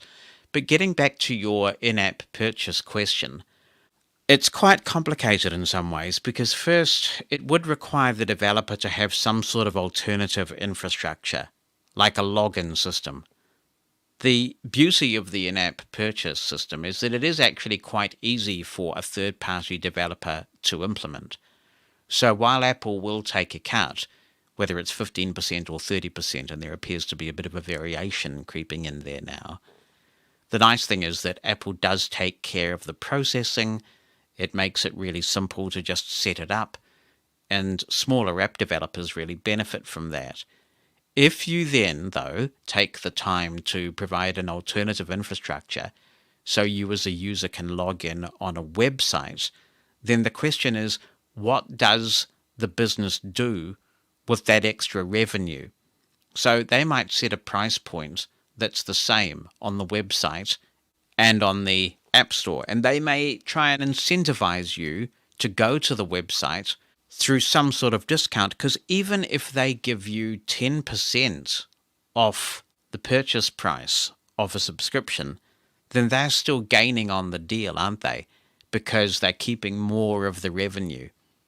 But then they might decide most people don't really understand the nuances of the way that this process works, so they'll keep the whole 30%, and I guess that's a business decision that they make. But I think that consumers who are reading the news, who are becoming more aware of these things, are going to know a lot more about how the process works, and they may well say, well, if I go to your website and you get a benefit from me going to your website because you have a lot more of my information, you establish more of a personal relationship with me, and you can market to me, then I deserve a discount for that because I know that you as the business are actually getting more revenue through that relationship as well. And I think consumers will become a lot more savvy over time because we're only at the beginning of this process. There is going to be legislation, regulation, an increasing number of court cases. The heat really is going to go on these large tech companies. It may result in them being broken up, or it could result in alternative marketplaces being established. But I don't think that we will see the status quo, say, in 5 years' time. Mosen at Large Podcast. Michael Pantelidis writes, "Hi Jonathan, hope you are well. Dude, I am so well. If I were any more well, I would be positively dangerous. I hope you are too." He says, "Can you suggest somewhere online where I can learn how to use Twitter on iPhone? I have tried the Twitter app, but on main feed I get all these messages from people I don't even know or follow. Thanks in advance for any help." That could well clear up when you start following people, but it could also be that you're getting promoted tweets and things that the native Twitter app does deliver. You can, I think, turn some of those things off, and you can make sure that you're viewing the most recent tweets in chronological order. But to be honest, I have two Twitter apps on my phone that I use primarily. I use the Twitter for iPhone app, the one that Twitter officially releases, only for functions that Twitterific doesn't provide. So Twitterific is my main Twitter app. It's wonderful. It allows me to read my tweets in proper chronological order, because to me, reading Twitter is like watching life unfolding. And if you read it in reverse chronological order, that is the newest tweets first, and then work your way backwards, Twitter's much less compelling. It makes a lot less sense. And I have not found a reliable way in the Twitter for iPhone app to go back to my place, the last tweet that I read, and then work my way up in chronological order. With Twitterrific, you can do it reliably 100% of the time, not just on your main Twitter timeline, but also on your Twitter lists. Now, because of constraints in the Twitter API, there are some things that Twitterrific can't do now. They include push notifications, and I do use the official Twitter app to get pushes of mentions and direct messages. Also, of course, fleets, which I don't care about, and Twitter Spaces, which I care about very much. So, in short, I only use the Twitter app for those things Twitterrific can't deliver because of Twitter's own constraints on third-party apps. But I would highly recommend Twitterrific from the Icon Factory. I would recommend supporting them by making a purchase. They have shown a consistent commitment to accessibility. It is by far and away, in my view, the best way to engage with Twitter on any platform. Couldn't recommend it highly enough, and I hope that helps. I don't know, by the way, of any sort of online resource. I wrote a book a long time ago called Tweeting Blind. It's hopelessly out of date now, of course. It's been withdrawn, but I don't know of any current resources on Twitter from a blindness perspective. But Twitter does also have a lot of help documentation on its website. Are you hungry for another email from Peter? Well, here it is. Hi, Jonathan. Let me kindly submit this week's application of Ask Mr. Mosen with a smiley face. I'm going to let you down on this one, Peter, I'm afraid. Do you or any of your listeners know of a cryptocurrency wallet that is simple and accessible for blind users, preferably running on PC, if not installable on Android? But you've got like an ancient version of Android, haven't you? If there is a portal that is accessible, that also could be a solution. I would like to take my chances with Bitcoin or another of that kind of currency. I'm an absolute beginner. I took a look on the web, but it all seems a bit complicated. I'm ready to learn the trade, but I want to make my journey the easiest possible by choosing the optimal method for a blind adventurer. Thanks for the constantly high-quality content you provide week by week. I think, in a way, you became an institution in the international blind community. A rich source of information, an entertainer, a virtual meeting point, an organizer, an articulate advocate working on our behalf. I consider as one of my luckiest days the one on which I heard from Glenn Gordon that you started Mosen at Large. My best wishes from Budapest. Thank you, Peter. I hope your Echo devices are working out well. And that's really, really generous of you. I was laughing because I'm thinking there are some people who would probably want me in an institution. Anyway, I don't know anything about this. Cryptocurrency doesn't really float my boat.